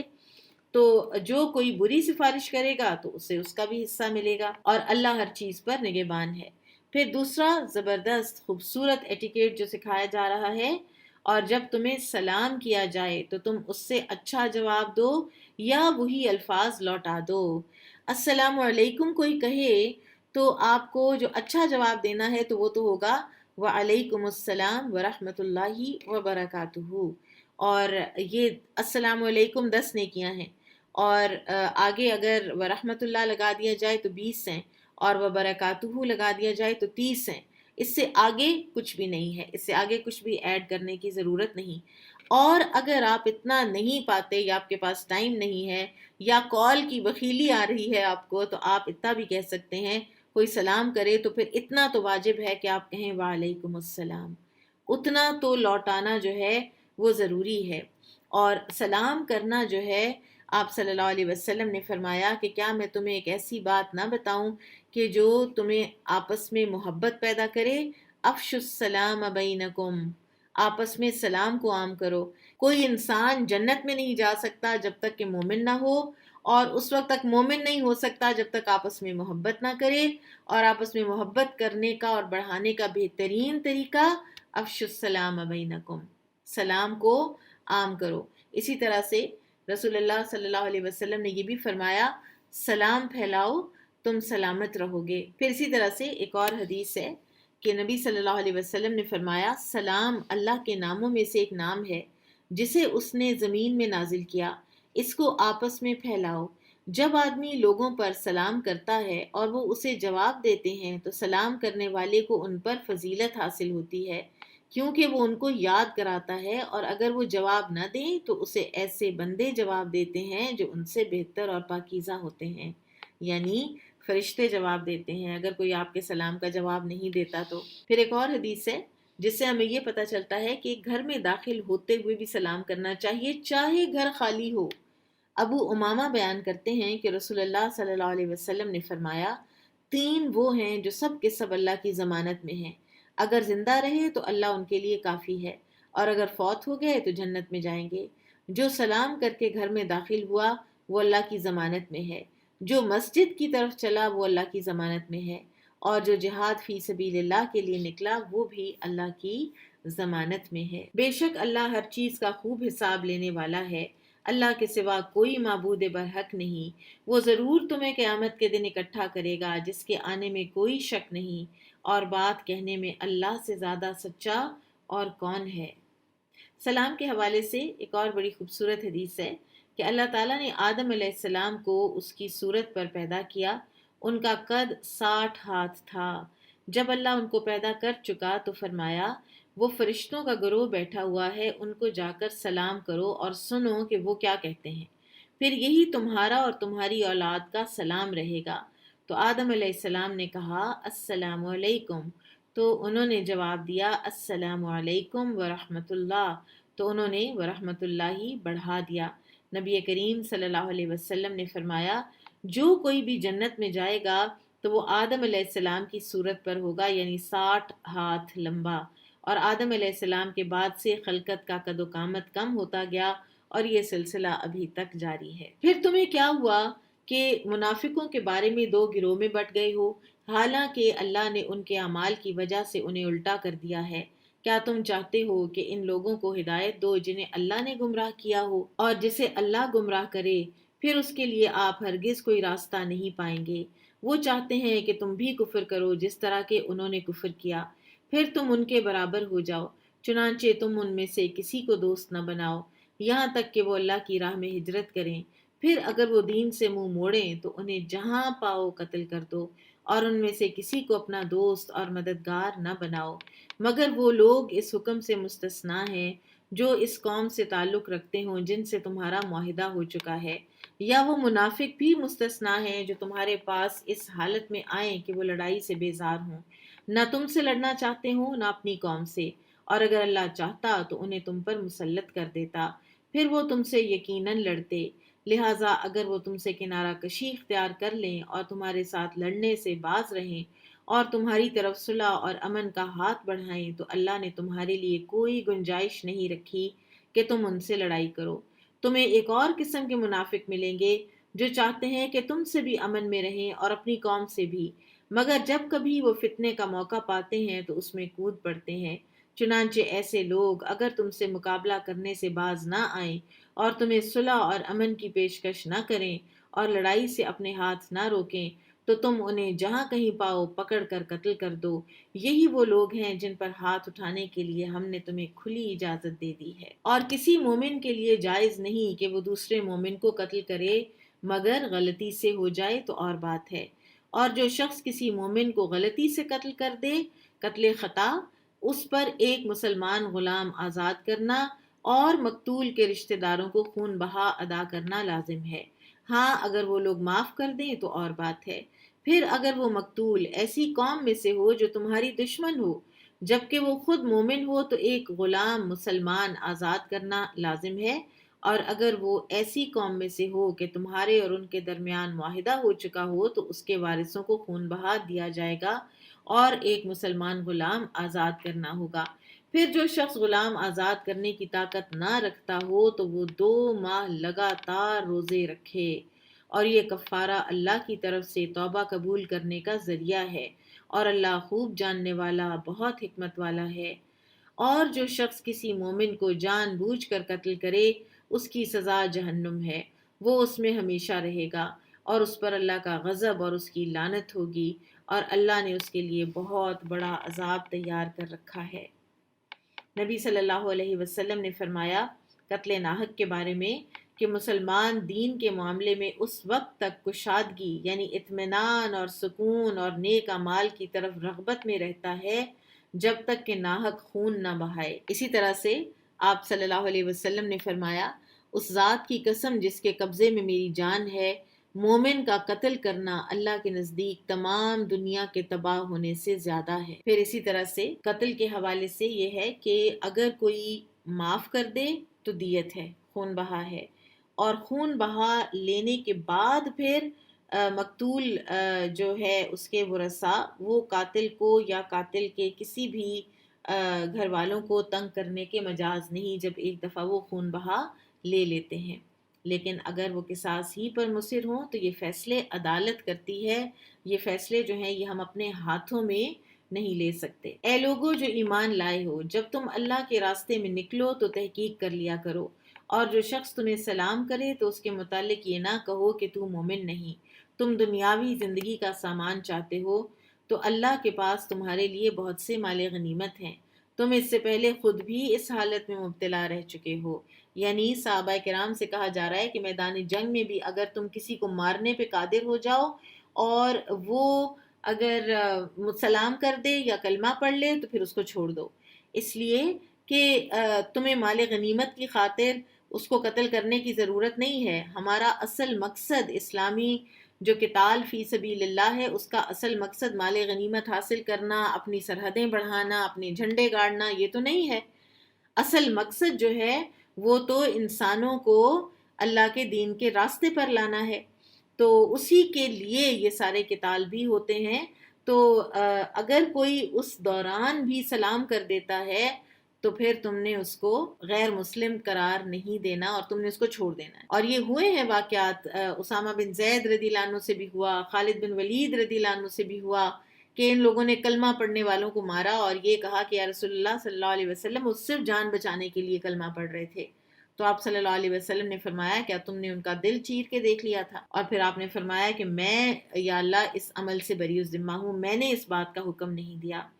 تو پھر یہ فرمایا جا رہا ہے یہ ایک بہت ہی زبردست اور بڑی بات ہے، یہ ہم سب کو یاد رکھنی چاہیے کہ اگر مجھے اور آپ کو دین کی کچھ سمجھ آ گئی ہے یا ہم نے کچھ دین کی باتیں اپنے اوپر امپلیمنٹ کرنے کی کوشش کر لی ہے تو اس کے بعد ہمیں یہ حق نہیں پہنچتا کہ ہم دوسروں کو جج کریں، کیونکہ اللہ تعالیٰ فرماتے ہیں کہ کچھ عرصہ پہلے تک تم بھی تو یہی کچھ تھے، تم بھی تو کافر تھے، تم بھی تو یہی کچھ کیا کرتے تھے، پھر اللہ نے تم پر احسان کیا لہٰذا معاملے کی تحقیق کر لیا کرو، بے شک تم جو عمل کرتے ہو اللہ اس سے خوب باخبر ہے۔ کسی عذر کے بغیر پیچھے بیٹھ رہنے والے مومن اور اللہ کی راہ میں اپنے مالوں اور اپنی جانوں کے ساتھ جہاد کرنے والے برابر نہیں ہو سکتے۔ اللہ نے اپنے مالوں اور اپنی جانوں کے ساتھ جہاد کرنے والوں کو پیچھے بیٹھ رہنے والوں پر مرتبے میں فضیلت دی ہے، اور اللہ نے سب سے بھلائی کا وعدہ کیا ہے، اور اللہ نے مجاہدین کو پیچھے بیٹھ رہنے والوں کے مقابلے میں بہت بڑا اجر دیا ہے۔ یہ تو ہمارا اپنا فیصلہ ہے نا کہ ہم اپنی زندگی رخصت کے لیول پر گزارتے ہیں یا عزیمت کے لیول پر۔ تو اگر عزیمت کے لیول پر گزارنی ہے تو پھر ظاہر ہے کہ درجات بھی اور ہیں، ان کے لیے اللہ کی طرف سے درجے ہیں اور بخشش اور رحمت ہے، اور اللہ تعالیٰ بہت بخشنے والا نہایت رحم کرنے والا ہے۔ جنت کے جو درجات ہیں نا ان کی بہت ہی بلندی اور ایلیویشن جو ہے اس کا تذکرہ ہے حدیث میں، اور نبی صلی اللہ علیہ وسلم نے فرمایا کہ تم لوگ جنتی جو ہیں وہ ایک دوسرے کے جو جنت میں ٹھکانے ہیں ان کو ایسے دیکھیں گے جیسے زمین پر بیٹھے ہوئے ہم ستاروں کو دیکھ رہے ہوتے ہیں۔ سبحان اللہ، کیا ہی وہ رعنائیاں ہیں اور کیا ہی وہ رونقیں ہیں کہ جو ایک مومن کا انتظار کر رہی ہیں۔ اللہم ربنا جعلنا منہم ان الذین توفاہم الملائکۃ ظالمی انفسہم قالوا فیم کنتم قالوا كنا مستضعفین فی الارض۔ جن لوگوں کی اس حالت میں فرشتے جان قبض کرتے ہیں کہ وہ جان بوجھ کر کافروں میں رہ کر اپنی جانوں پر ظلم کرتے رہے ہوں، تو فرشتے پوچھتے ہیں کہ تم کس حال میں تھے؟ وہ کہتے ہیں ہم زمین میں کمزور تھے۔ تب فرشتے کہتے ہیں کیا اللہ کی زمین وسیع نہ تھی کہ تم اس میں ہجرت کر جاتے؟ چنانچہ یہی لوگ ہیں جن کا ٹھکانہ جہنم ہے اور وہ بہت برا ٹھکانہ ہے۔ مگر وہ مرد عورتیں اور بچے جو واقعی بے بس ہوں اور وہ اس جگہ سے نکلنے کا کوئی وسیلہ اور کوئی راستہ نہیں پاتے، ان لوگوں کے بارے میں امید ہے کہ اللہ انہیں معاف کر دے گا، اور اللہ بہت معاف کرنے والا نہایت بخشنے والا ہے۔ اور جو شخص اللہ کی راہ میں ہجرت کرے وہ زمین میں پناہ لینے کے لیے بہت جگہ اور گنجائش پائے گا، اور جو شخص اللہ اور اس کے رسول کی طرف ہجرت کرنے کی خاطر اپنے گھر سے نکلے پھر اسے راستے میں موت آ جائے تو اس کا اجر اللہ کے ذمے واجب ہو گیا، اور اللہ نہایت بخشنے والا بہت رحم کرنے والا ہے۔ اب دیکھیے کہ آج کی دنیا میں کچھ جو یورپی ممالک ہیں انہوں نے یہ سلسلہ شروع کیا ہے سپریشن کا، کہ جیسے ابھی ایک وہ جو بل پاس کیا ہے فرانس نے کہ 18 سال سے کم عمر کی جو بچی ہے وہ حجاب نہیں پہن سکتی، اور اسی طرح سے اور بھی کچھ ممالک ہیں کہ جہاں پر یہ اس طرح کے بلز پاس ہوتے ہیں، تو وہاں پہ رہنے والے مسلمانوں کے لیے کتنی بڑی یہ ایک خوشخبری ہے اگر وہ اس کو لینا چاہیں، کہ اگر وہ صرف دین کی خاطر وہاں سے نکل آئیں، وہاں کی کوالٹی آف لائف کو چھوڑ کر کہیں اور جائیں، تو اللہ تعالیٰ کی طرف سے یہ خوشخبری ہے کہ وہ زمین میں بڑی وسعتیں پائے گا، اور وہ زمین میں بڑا کچھ بڑی گنجائشیں پائے گا۔ یہ نہیں کہ وہ کوئی فقیر ہو جائے گا۔ اور ہمارے سامنے اگزامپل سیٹ کر کے اللہ تعالیٰ نے دکھا دی مہاجرین کی، کہ اللہ تعالیٰ نے ان کو آزمایا، وہ مکہ سے مدینہ تہی دامن ہو کر آئے، امیر راتوں رات غریب ہو گیا، ریگز پہ پہنچ گیا۔ سیدنا مصعب بن عمیر کو دیکھ کر صحابہ کی آنکھوں میں آنسو آ جایا کرتے تھے کہ کیسا یہ جوان رانا تھا اور اب اس کا کیا حال ہے۔ پھر اللہ تعالیٰ نے ان کو شہادت سے نوازا۔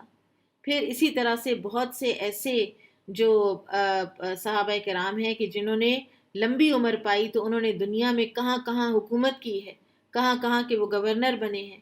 ابو ہریرہ رضی اللہ عنہ اپنے آپ سے کہا کرتے تھے کہ ابو ہریرہ تو وہ تھا کہ تو لوگوں کے قافلوں میں آگے آگے اونٹ کی نکیل پکڑ کے چلتا تھا اور تیری تنخواہ 2 وقت کی روٹی ہوتی تھی، اور آج تو ایک صوبے کا گورنر ہے، اور یہ سب کچھ تجھے ہجرت کی وجہ سے ملا ہے۔ اور سب صحابہ یہ جانتے تھے کہ یہ ساری گلوری اور یہ سب کچھ ہمیں اس ہجرت کی وجہ سے ملا ہے، تو لہٰذا کبھی بھی ڈرنا نہیں چاہیے۔ اور اسی طرح سے ہجرت یہ بھی ہے کہ اللہ تعالیٰ کی ناپسندیدہ چیزوں کو ترک کر دیا جائے، یہ افضل ہجرت ہے۔ حدیث میں آتا ہے کہ نبی صلی اللہ علیہ وسلم نے فرمایا اللہ تعالیٰ کی ناپسندیدہ چیزوں کو ترک کر دینا افضل ہجرت ہے۔ پھر اسی طرح سے آپ صلی اللہ علیہ وسلم نے یہ بھی فرمایا کہ مہاجر وہ ہے کہ جو ان چیزوں کو چھوڑ دے کہ جس سے اللہ اور اس کے رسول نے روکا ہے۔ اور آپ دیکھیے کہ وہ شخص جس نے 99 قتل کیے تھے، اور جب اس کی توبہ اللہ تعالیٰ نے قبول کرنے کا فیصلہ کیا تو اللہ تعالیٰ نے اس کو کیا حکم دیا کہ تم وہ جگہ چھوڑ دو جہاں پر رہتے ہوئے تم اتنے بڑے مجرم بنے ہو، اور تم کسی نیکوں کی بستی میں چلے جاؤ۔ اور وہ ابھی جا ہی رہا تھا کہ راستے میں اس کی موت آ گئی، تو اللہ تعالیٰ نے نیکوں کی بستی کو اس بری بستی کے بنسبت قریب تر کر دیا، اور ملائکہ رحمت اسے اپنے ساتھ لے گئے۔ سبحان اللہ، توبہ، اور پھر توبہ کے بعد اس جگہ کو ہی چھوڑ دیا کہ جہاں پر سے یہ سارے گناہ جو ہے وہ سٹیم کر رہے تھے۔ اور جب تم زمین میں سفر کر رہے ہو تو تم پر کوئی گناہ نہیں کہ اگر تمہیں ڈر ہو کہ کافر حملہ کر کے تمہیں فتنے میں ڈال دیں گے تو تم نماز قصر ادا کرو، بے شک کافر تمہارے کھلے دشمن ہیں۔ اور اے نبی صلی اللہ علیہ وسلم، جب آپ مومنوں کے درمیان ہوں پھر انہیں نماز پڑھانے کے لیے کھڑے ہوں تو ان میں سے ایک گروہ اپنے ہتھیار لگائے ہوئے آپ کے ساتھ جماعت میں کھڑا ہو، پھر جب وہ سجدہ کر لے تو پیچھے چلا جائے، اور دوسرا گروہ جس نے ابھی نماز نہیں پڑھی تو وہ آپ کے ساتھ نماز ادا کرے اور وہ بھی چکنا رہے اور اپنے ہتھیار لگائے رکھے۔ کافر چاہتے ہیں کہ تم اپنے ہتھیاروں اور اپنے سامان کی طرف سے ذرا غافل ہو جاؤ تو وہ تم پر اچانک دھاوا بول دیں۔ یہ صلاۃ الخوف کی اجازت دی جا رہی ہے، حکم دیا جا رہا ہے۔ اور اگر تمہیں بارش سے تکلیف ہو یا تم بیمار ہو تو تم پر کوئی گناہ نہیں کہ اپنے ہتھیار ایک طرف رکھ دو اور اس حالت میں بھی چکنے رہو۔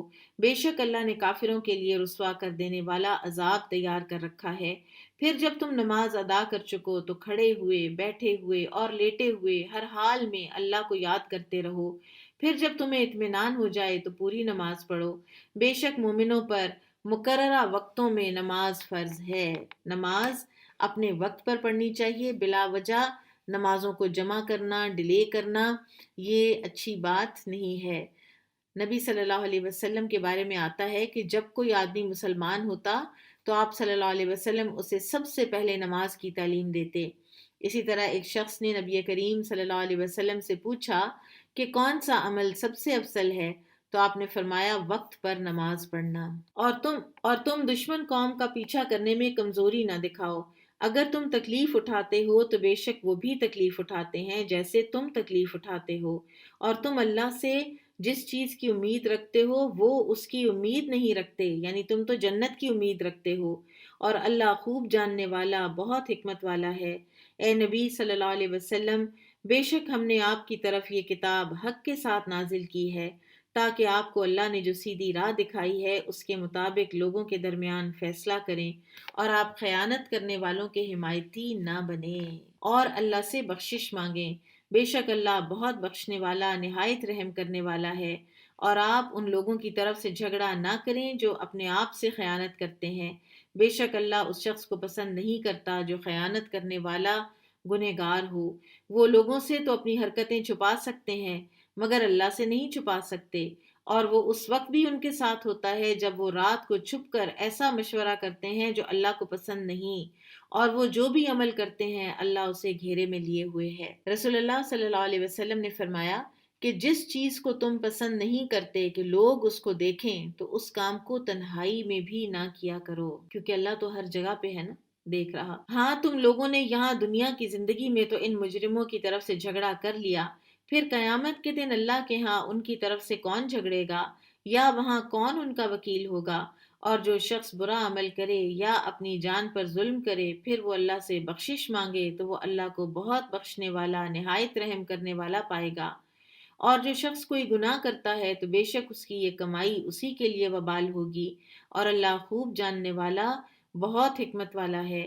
اور جو شخص کوئی خطا یا گناہ کرتا ہے پھر کسی بے گناہ پر اس کا الزام لگا دیتا ہے تو ایسا کر کے وہ ایک بہت بڑے بہتان اور کھلے گناہ کا بوجھ اٹھاتا ہے۔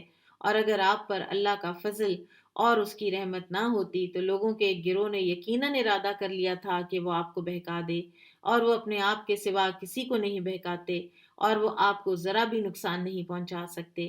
اور اللہ نے آپ پر یہ کتاب اور حکمت نازل کی ہے اور آپ کو وہ کچھ سکھایا ہے جو آپ نہیں جانتے تھے، اور آپ پر اللہ کا فضل بہت زیادہ ہے۔ ان کی اکثر خفیہ سرگوشیوں میں کوئی بھلائی نہیں ہوتی، مگر جو شخص صدقے یا نیکی یا لوگوں کے درمیان صلح کا حکم دے تو یہ اچھی بات ہے، اور جو کوئی اللہ کی رضا حاصل کرنے کے لیے ایسا کرے تو ہم اسے بہت بڑا اجر عطا فرمائیں گے۔ ابو درداء کہتے ہیں کہ نبی صلی اللہ علیہ وسلم نے فرمایا، کیا میں تمہیں نماز، روزہ، زکوٰۃ سے افضل عمل نہ بتاؤں؟ صحابہ نے عرض کی کیوں نہیں؟ آپ نے فرمایا آپس میں صلح کروا دینا۔ پھر اسی طرح سے آپ صلی اللہ علیہ وسلم نے فرمایا آپس میں صلح کروانا افضل صدقہ ہے۔ اور جس شخص کے سامنے واضح شکل میں ہدایت آ جائے اور اس کے بعد وہ رسول کی مخالفت کرے اور مسلمانوں کا راستہ چھوڑ کر دوسرے راستے کی پیروی کرے تو ہم اسے اسی طرف پھیر دیں گے جس طرف وہ جانا چاہے، اور ہم اسے جہنم میں ڈالیں گے، اور وہ بہت برا ٹھکانہ ہے۔ بے شک اللہ یہ گناہ ہرگز نہیں بخشتا کہ اس کے ساتھ شرک کیا جائے، اور وہ اس کے سوا جسے چاہے معاف کر دیتا ہے، اور جو شخص اللہ کے ساتھ شرک کرتا ہے تو یقیناً بہت دور کی گمراہی میں جا پڑا۔ وہ لوگ اللہ کو چھوڑ کر دیویوں کو پکارتے ہیں اور دراصل وہ سرکش شیطان ہی کو پکارتے ہیں۔ رسول اللہ صلی اللہ علیہ وسلم نے فرمایا کہ ہر گناہ کے بارے میں امید ہے کہ اللہ تعالیٰ اسے بخش دے گا، سوائے اس شخص کے جو مشرک ہو کر مرا یا وہ جس نے کسی مومن کو جان بوجھ کر قتل کیا۔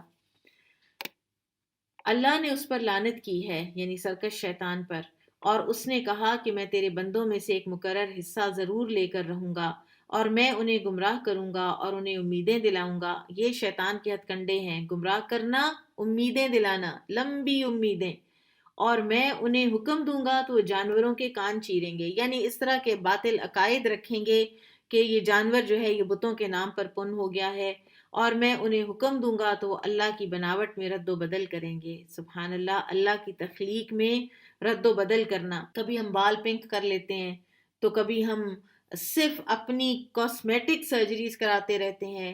عمر جو ہے وہ 70-80 سال ہو گئی ہے، جھریاں آ گئی ہیں تو وہ جھریاں ہم نہیں دکھانا چاہتے، تو ہم اس کے لیے اپنے آپ کو کتنی کتنی تکلیف میں ڈال رہے ہوتے ہیں، یہاں تک کہ اسکن اتنی اسٹریچ خواتین کی ہو جاتی ہے کہ پھر وہ بات بھی نہیں کر سک رہی ہوتی۔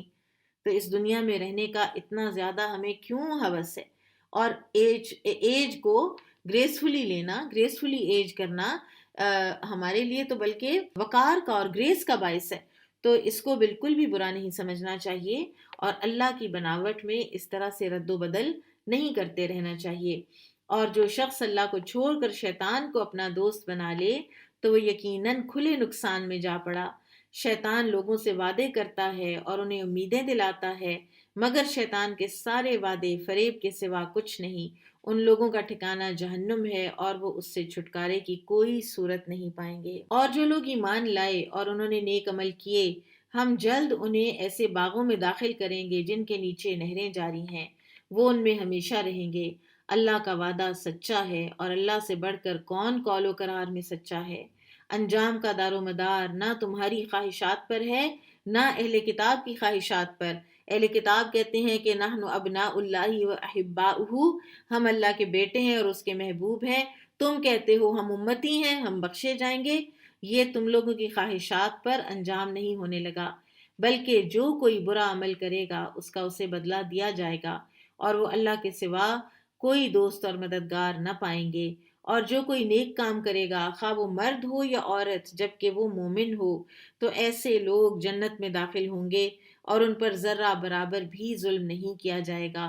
اور دین میں اس شخص سے زیادہ اچھا کون ہے جس نے اپنا چہرہ اللہ کے سامنے جھکا دیا اور وہ نیکی کرنے والا بھی ہو اور ملت ابراہیم کی پیروی کرے جو صرف حق پرست تھا، اور اللہ نے ابراہیم علیہ السلام کو اپنا خاص دوست بنایا تھا۔ اور آسمانوں اور زمین میں جو کچھ ہے اللہ ہی کا ہے اور اللہ ہر چیز کو گھیرے ہوئے ہے۔ اور اے نبی صلی اللہ علیہ وسلم، لوگ آپ سے عورتوں کے بارے میں دریافت کرتے ہیں، کہہ دیجئے اللہ خود ان کے بارے میں حکم دے رہا ہے، اور کتاب کی وہ آیتیں بھی جو یتیم عورتوں کے بارے میں تمہیں پڑھ کر سنائی جاتی ہیں، جنہیں ان کا مقرر حق تم نہیں دیتے اور تم چاہتے ہو کہ ان سے نکاح کر لو، اور وہ کمزور بچوں کے بارے میں تمہیں حکم دے رہا ہے، اور یہ کہ تم یتیموں سے انصاف کرو، اور تم جو بھی نیکی کرو تو بے شک اللہ اس کا خوب علم رکھتا ہے۔ رسول اللہ صلی اللہ علیہ وسلم نے فرمایا، یتیم کو خود سے قریب کرو، اس سے لپٹو، اس کے سر پر ہاتھ پھیرو، اپنے کھانے میں ساتھ کھلاؤ، اس سے تمہارا دل نرم ہوگا اور تم اپنی حاجت پالو گے۔ اسی طرح سے عبداللہ بن عمر رضی اللہ عنہ کے بارے میں آتا ہے کہ جب بھی کھانا کھاتے تو ان کے دسترخوان پر کوئی نہ کوئی یتیم ساتھ ضرور شریک ہوتا۔ ابن سیرین کہتے ہیں کہ یتیم کے مال کے متعلق میرے نزدیک پسندیدہ بات یہ ہے کہ اس کے مخلص سب خیر خواہ جمع ہو کر اس کے بارے میں فیصلہ کریں کہ اس کے حق میں بہتر کیا ہے۔ وَإِنِ امْرَأَةٌ خَافَتْ مِنْ بَعْلِهَا نُشُوزًا أَوْ إِعْرَاضًا فَلَا جُنَاحَ عَلَيْهِمَا أَنْ يُصْلِحَا بَيْنَهُمَا صُلْحًا وَالصُّلْحُ خَيْرٌ وَأُحْضِرَتِ الْأَنْفُسُ الشُّحَّ۔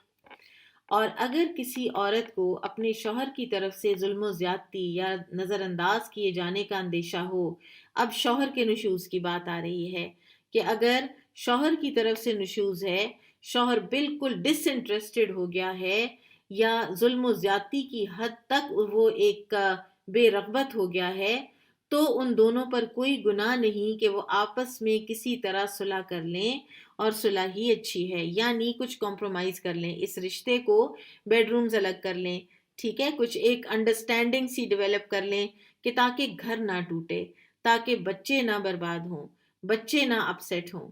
اور انسانی نفس میں بخیلی رکھی گئی ہے، وَأُحْضِرَتِ الْأَنفُسُ الشُّحَّ، انسانی نفس میں بخیلی رکھی گئی ہے، یعنی ہو سکتا ہے کہ پھر یہی دل کرے کہ نہیں اس کو تو اب میں چھوڑوں ہی چھوڑوں، تو کوشش کرو کہ گھر کسی صورت بھی ٹوٹنے نہ پائے۔ طلاق کا جو آپشن ہے وہ آخری اینڈ میں ہوتا ہے آپشن، اس کو بالکل ایک سائیڈ پہ چھپا کے رکھ دینا چاہیے، اور اس کو تب استعمال کرنا چاہیے کہ جب سارے کے سارے باقی آپشنز جو ہے نا وہ ایگزاسٹ کیے جا چکے ہوں۔ بخل کے بارے میں نبی کریم صلی اللہ علیہ وسلم نے فرمایا 3 برائیاں ہلاک کرنے والی اور 3 نیکیاں نجات دینے والی ہیں۔ 3 ہلاک کرنے والی برائیاں یہ ہیں: بخل جس کی پیروی کی جائے، خواہش نفس جس کے پیچھے چلا جائے، اور آدمی کا خود کو اچھا لگنا۔ سبحان اللہ، یہ ہلاکت ہے۔ اور 3 نجات دینے والی نیکیاں یہ ہیں: خلوت اور جلوت میں اللہ تعالیٰ کی خشیت، یعنی تنہائی میں بھی اور محفل میں بھی، فقر و غنا میں میانہ روی، اور غضب اور رضا میں عدل۔ یہ نیکیاں ہیں جو انسان کی نجات کا باعث بنتی ہیں۔ اور اگر تم احسان کرو اور پرہیزگار بنو تو بے شک تم جو بھی عمل کرتے ہو اللہ اس کی خوب خبر رکھتا ہے۔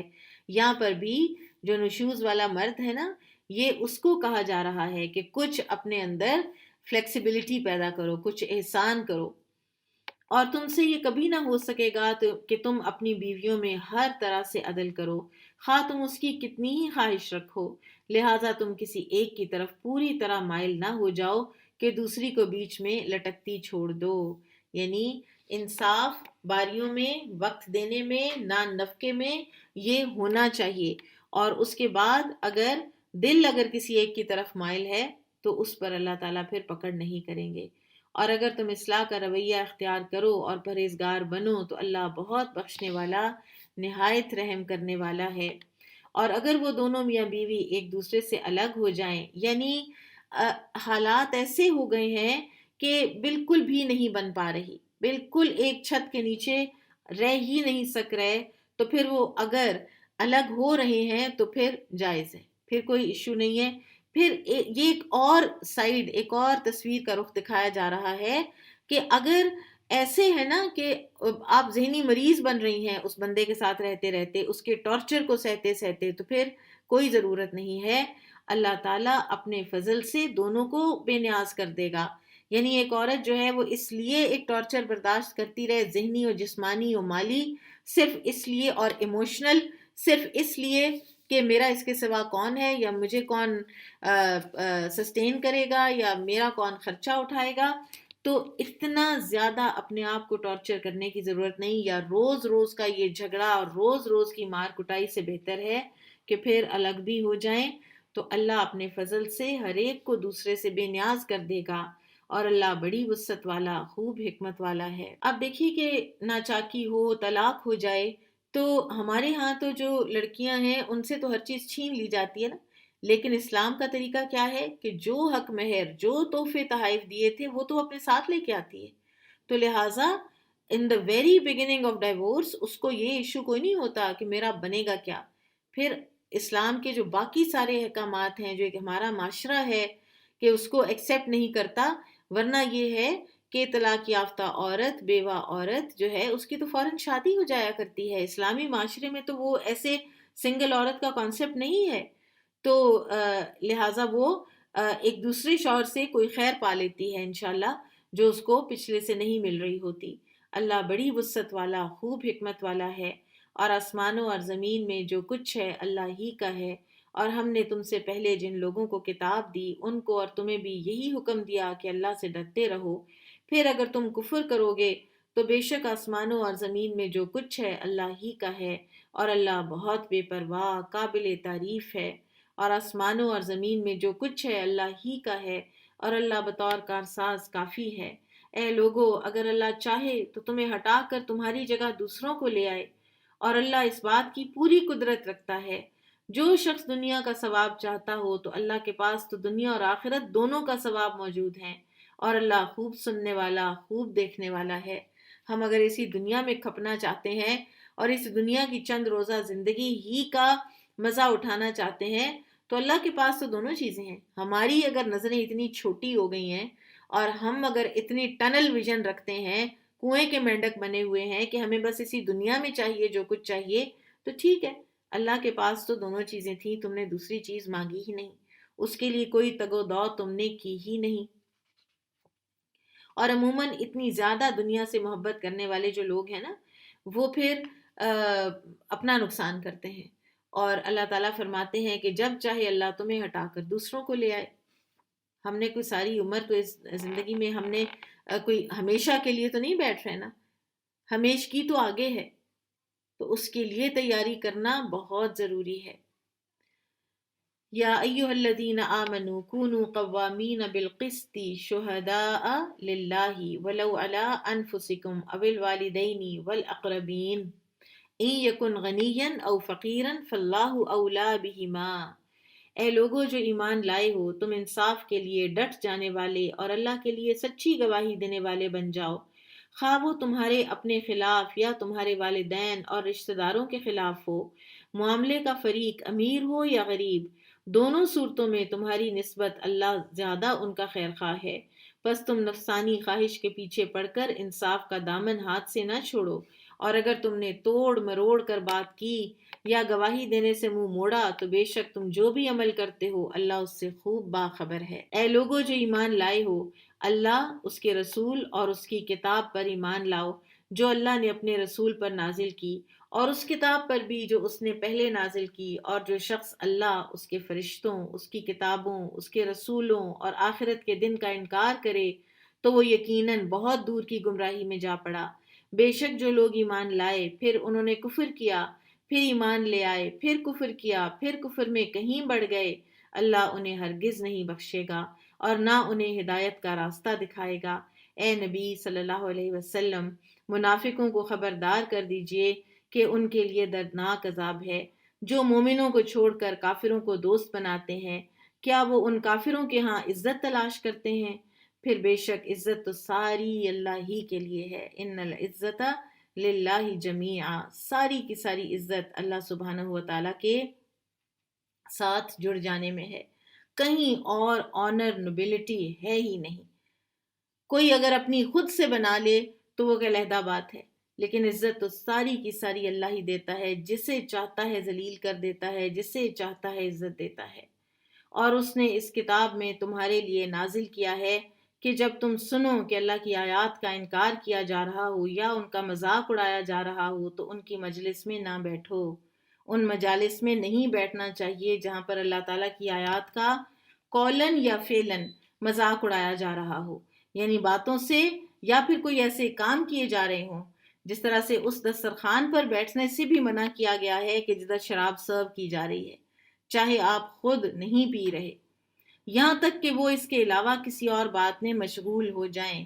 یعنی ایک مسلمان معاشرے میں اپنے بھائی بند جو ہیں ان سے کٹ آف نہیں ہونا، لیکن جب وہ ڈیفائنٹ ہو کر اللہ کی آیات کا مذاق اڑا رہے ہیں تو پھر ان کے پاس نہیں بیٹھنا، ورنہ تم بھی اس وقت یقیناً انہی جیسے ہوگے. بے شک اللہ منافقوں اور کافروں سب کو جہنم میں جمع کرنے والا ہے. وہ لوگ تمہارے انجام کا انتظار کرتے رہتے ہیں، پھر اگر تمہیں اللہ کی طرف سے فتح حاصل ہو تو وہ کہتے ہیں کیا وہ تمہارے ساتھ نہ تھے، یعنی مال غنیمت حاصل کرنے کے لیے آ جاتے ہیں. اور اگر کافروں کو کچھ غلبہ ملے تو ان سے کہتے ہیں کیا ہم تم پر غالب نہ آنے لگے تھے، اور کیا ہم نے تمہیں مومنوں سے نہیں بچایا. پھر قیامت کے دن اللہ ان کے درمیان فیصلہ کر دے گا، اور اللہ کافروں کو مومنوں کے خلاف ہرگز کوئی راستہ نہیں دے گا. بے شک منافقین اللہ کو دھوکہ دیتے ہیں. سبحان اللہ، اللہ کی پہچان ہی نہیں ہے. سمجھتے ہیں کہ وہ اللہ کو دھوکہ دے سکتے ہیں، مگر حقیقت یہ ہے کہ اللہ نے انہیں دھوکے میں ڈال رکھا ہے.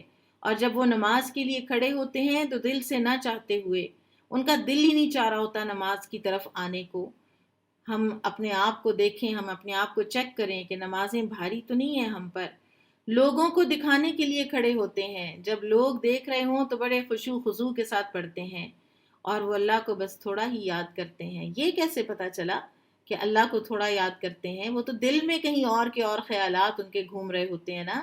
اس لیے کہ اللہ تعالیٰ علیم بذات الصدور ہے، اس کو پتہ ہے کہ اگر یہ بندہ ریاکاری کے لیے بڑے لمبے رکوع سجدے کر بھی رہا ہے نا، تو اس کے اندر کیا ہے اللہ بڑی اچھی طرح جانتا ہے۔ وہ کفر اور ایمان کے درمیان ڈاواں ڈول ہیں۔ یہ ایک بہت بڑی نشانی ہے منافقت کی، کہ نہ خدا ہی ملا نہ وصال صنم، ادھر کے رہے نہ ادھر کے رہے، نہ پورے اس طرف نہ پورے اس طرف۔ اور اے نبی صلی اللہ علیہ وسلم، جسے اللہ گمراہ کرے آپ اس کے لیے ہرگز کوئی راہ نہیں پائیں گے۔ اے لوگو جو ایمان لائے ہو، مومنوں کو چھوڑ کر کافروں کو دوست نہ بناؤ۔ کیا تم چاہتے ہو کہ اللہ کو اپنے خلاف کارروائی کے لیے کھلی حجت دے دو؟ بے شک منافقین دوزخ کے سب سے نچلے طبقے میں جائیں گے۔ سب سے زیادہ سخت جو عذاب ہے وہ ان لوگوں کو ہوگا کہ جو اسلام کا دعویٰ کرتے ہیں صرف اور صرف اسلام کی کوئی فائدے اٹھانے کے لیے، اور اندر سے وہ پکے کافر ہیں۔ وہ جہنم کے سب سے نچلے طبقے میں ہوں گے، کفار مشرکین سے بھی نیچے، اور وہاں آپ ان کے لیے ہرگز کوئی مددگار نہیں پائیں گے سوائے ان لوگوں کے جنہوں نے توبہ کی اور اپنی اصلاح کر لی اور تھام لیا اللہ کے دین کو اور اپنا دین اللہ کے لیے خالص کر لیا، یعنی منافقت سے توبہ کر لی۔ ایسے لوگ تھے نبی صلی اللہ علیہ وسلم کے زمانے میں بھی، ایسے لوگ تھے کہ جنہوں نے اینڈ میں اپنی منافقت سے توبہ بھی کی تھی۔ تو ایسے لوگ مومنوں کے ساتھ ہوں گے، اور اللہ مومنوں کو جلد بہت بڑا اجر عطا کرے گا۔ اگر تم شکر کرو اور ایمان لے آؤ تو اللہ تمہیں عذاب دے کر کیا کرے گا؟ اللہ تو بالکل ہمیں عذاب نہیں دینا چاہتا، اور اللہ بڑا قدردان خوب جاننے والا ہے۔ ٹھیک ہے، انشاءاللہ آج ہم ادھر تک ہی رکھیں گے۔ الحمدللہ 5واں پارہ ہمارا مکمل ہوا۔ بارک اللہ فیکم۔ اللہ سبحانہ وتعالیٰ آپ کا آنا، بیٹھنا، یہاں پہ قرآن پڑھنا، پڑھانا ہم سب سے قبول فرمائے، ہماری غلطیاں اور کوتاہیاں معاف فرمائے، اور قرآن چونکہ عمل کی کتاب ہے تو ہم اس کو عمل ہی کی نیت سے پڑھنے کے لیے بیٹھیں۔ اللہ تعالیٰ کی رحمتیں اور اللہ تعالیٰ کی جو وعدہ کی ہوئی برکتیں ہیں ان کو سمیٹنے کے لیے بیٹھیں، حاضر دل کے ساتھ بیٹھیں، اور اللہ سے اجر و ثواب اور درجات کی بلندی کی نیت کے ساتھ بیٹھیں، تاکہ ہم ہر خیر اس مہینے میں اس قرآن کے حوالے سے سمیٹنے والے بنیں۔ بارک اللہ فیکم۔ سبحانک اللہم و بحمدک، اشہد ان لا الہ الا انت، استغفرک و اتوب الیک۔ السلام علیکم ورحمۃ اللہ وبرکاتہ۔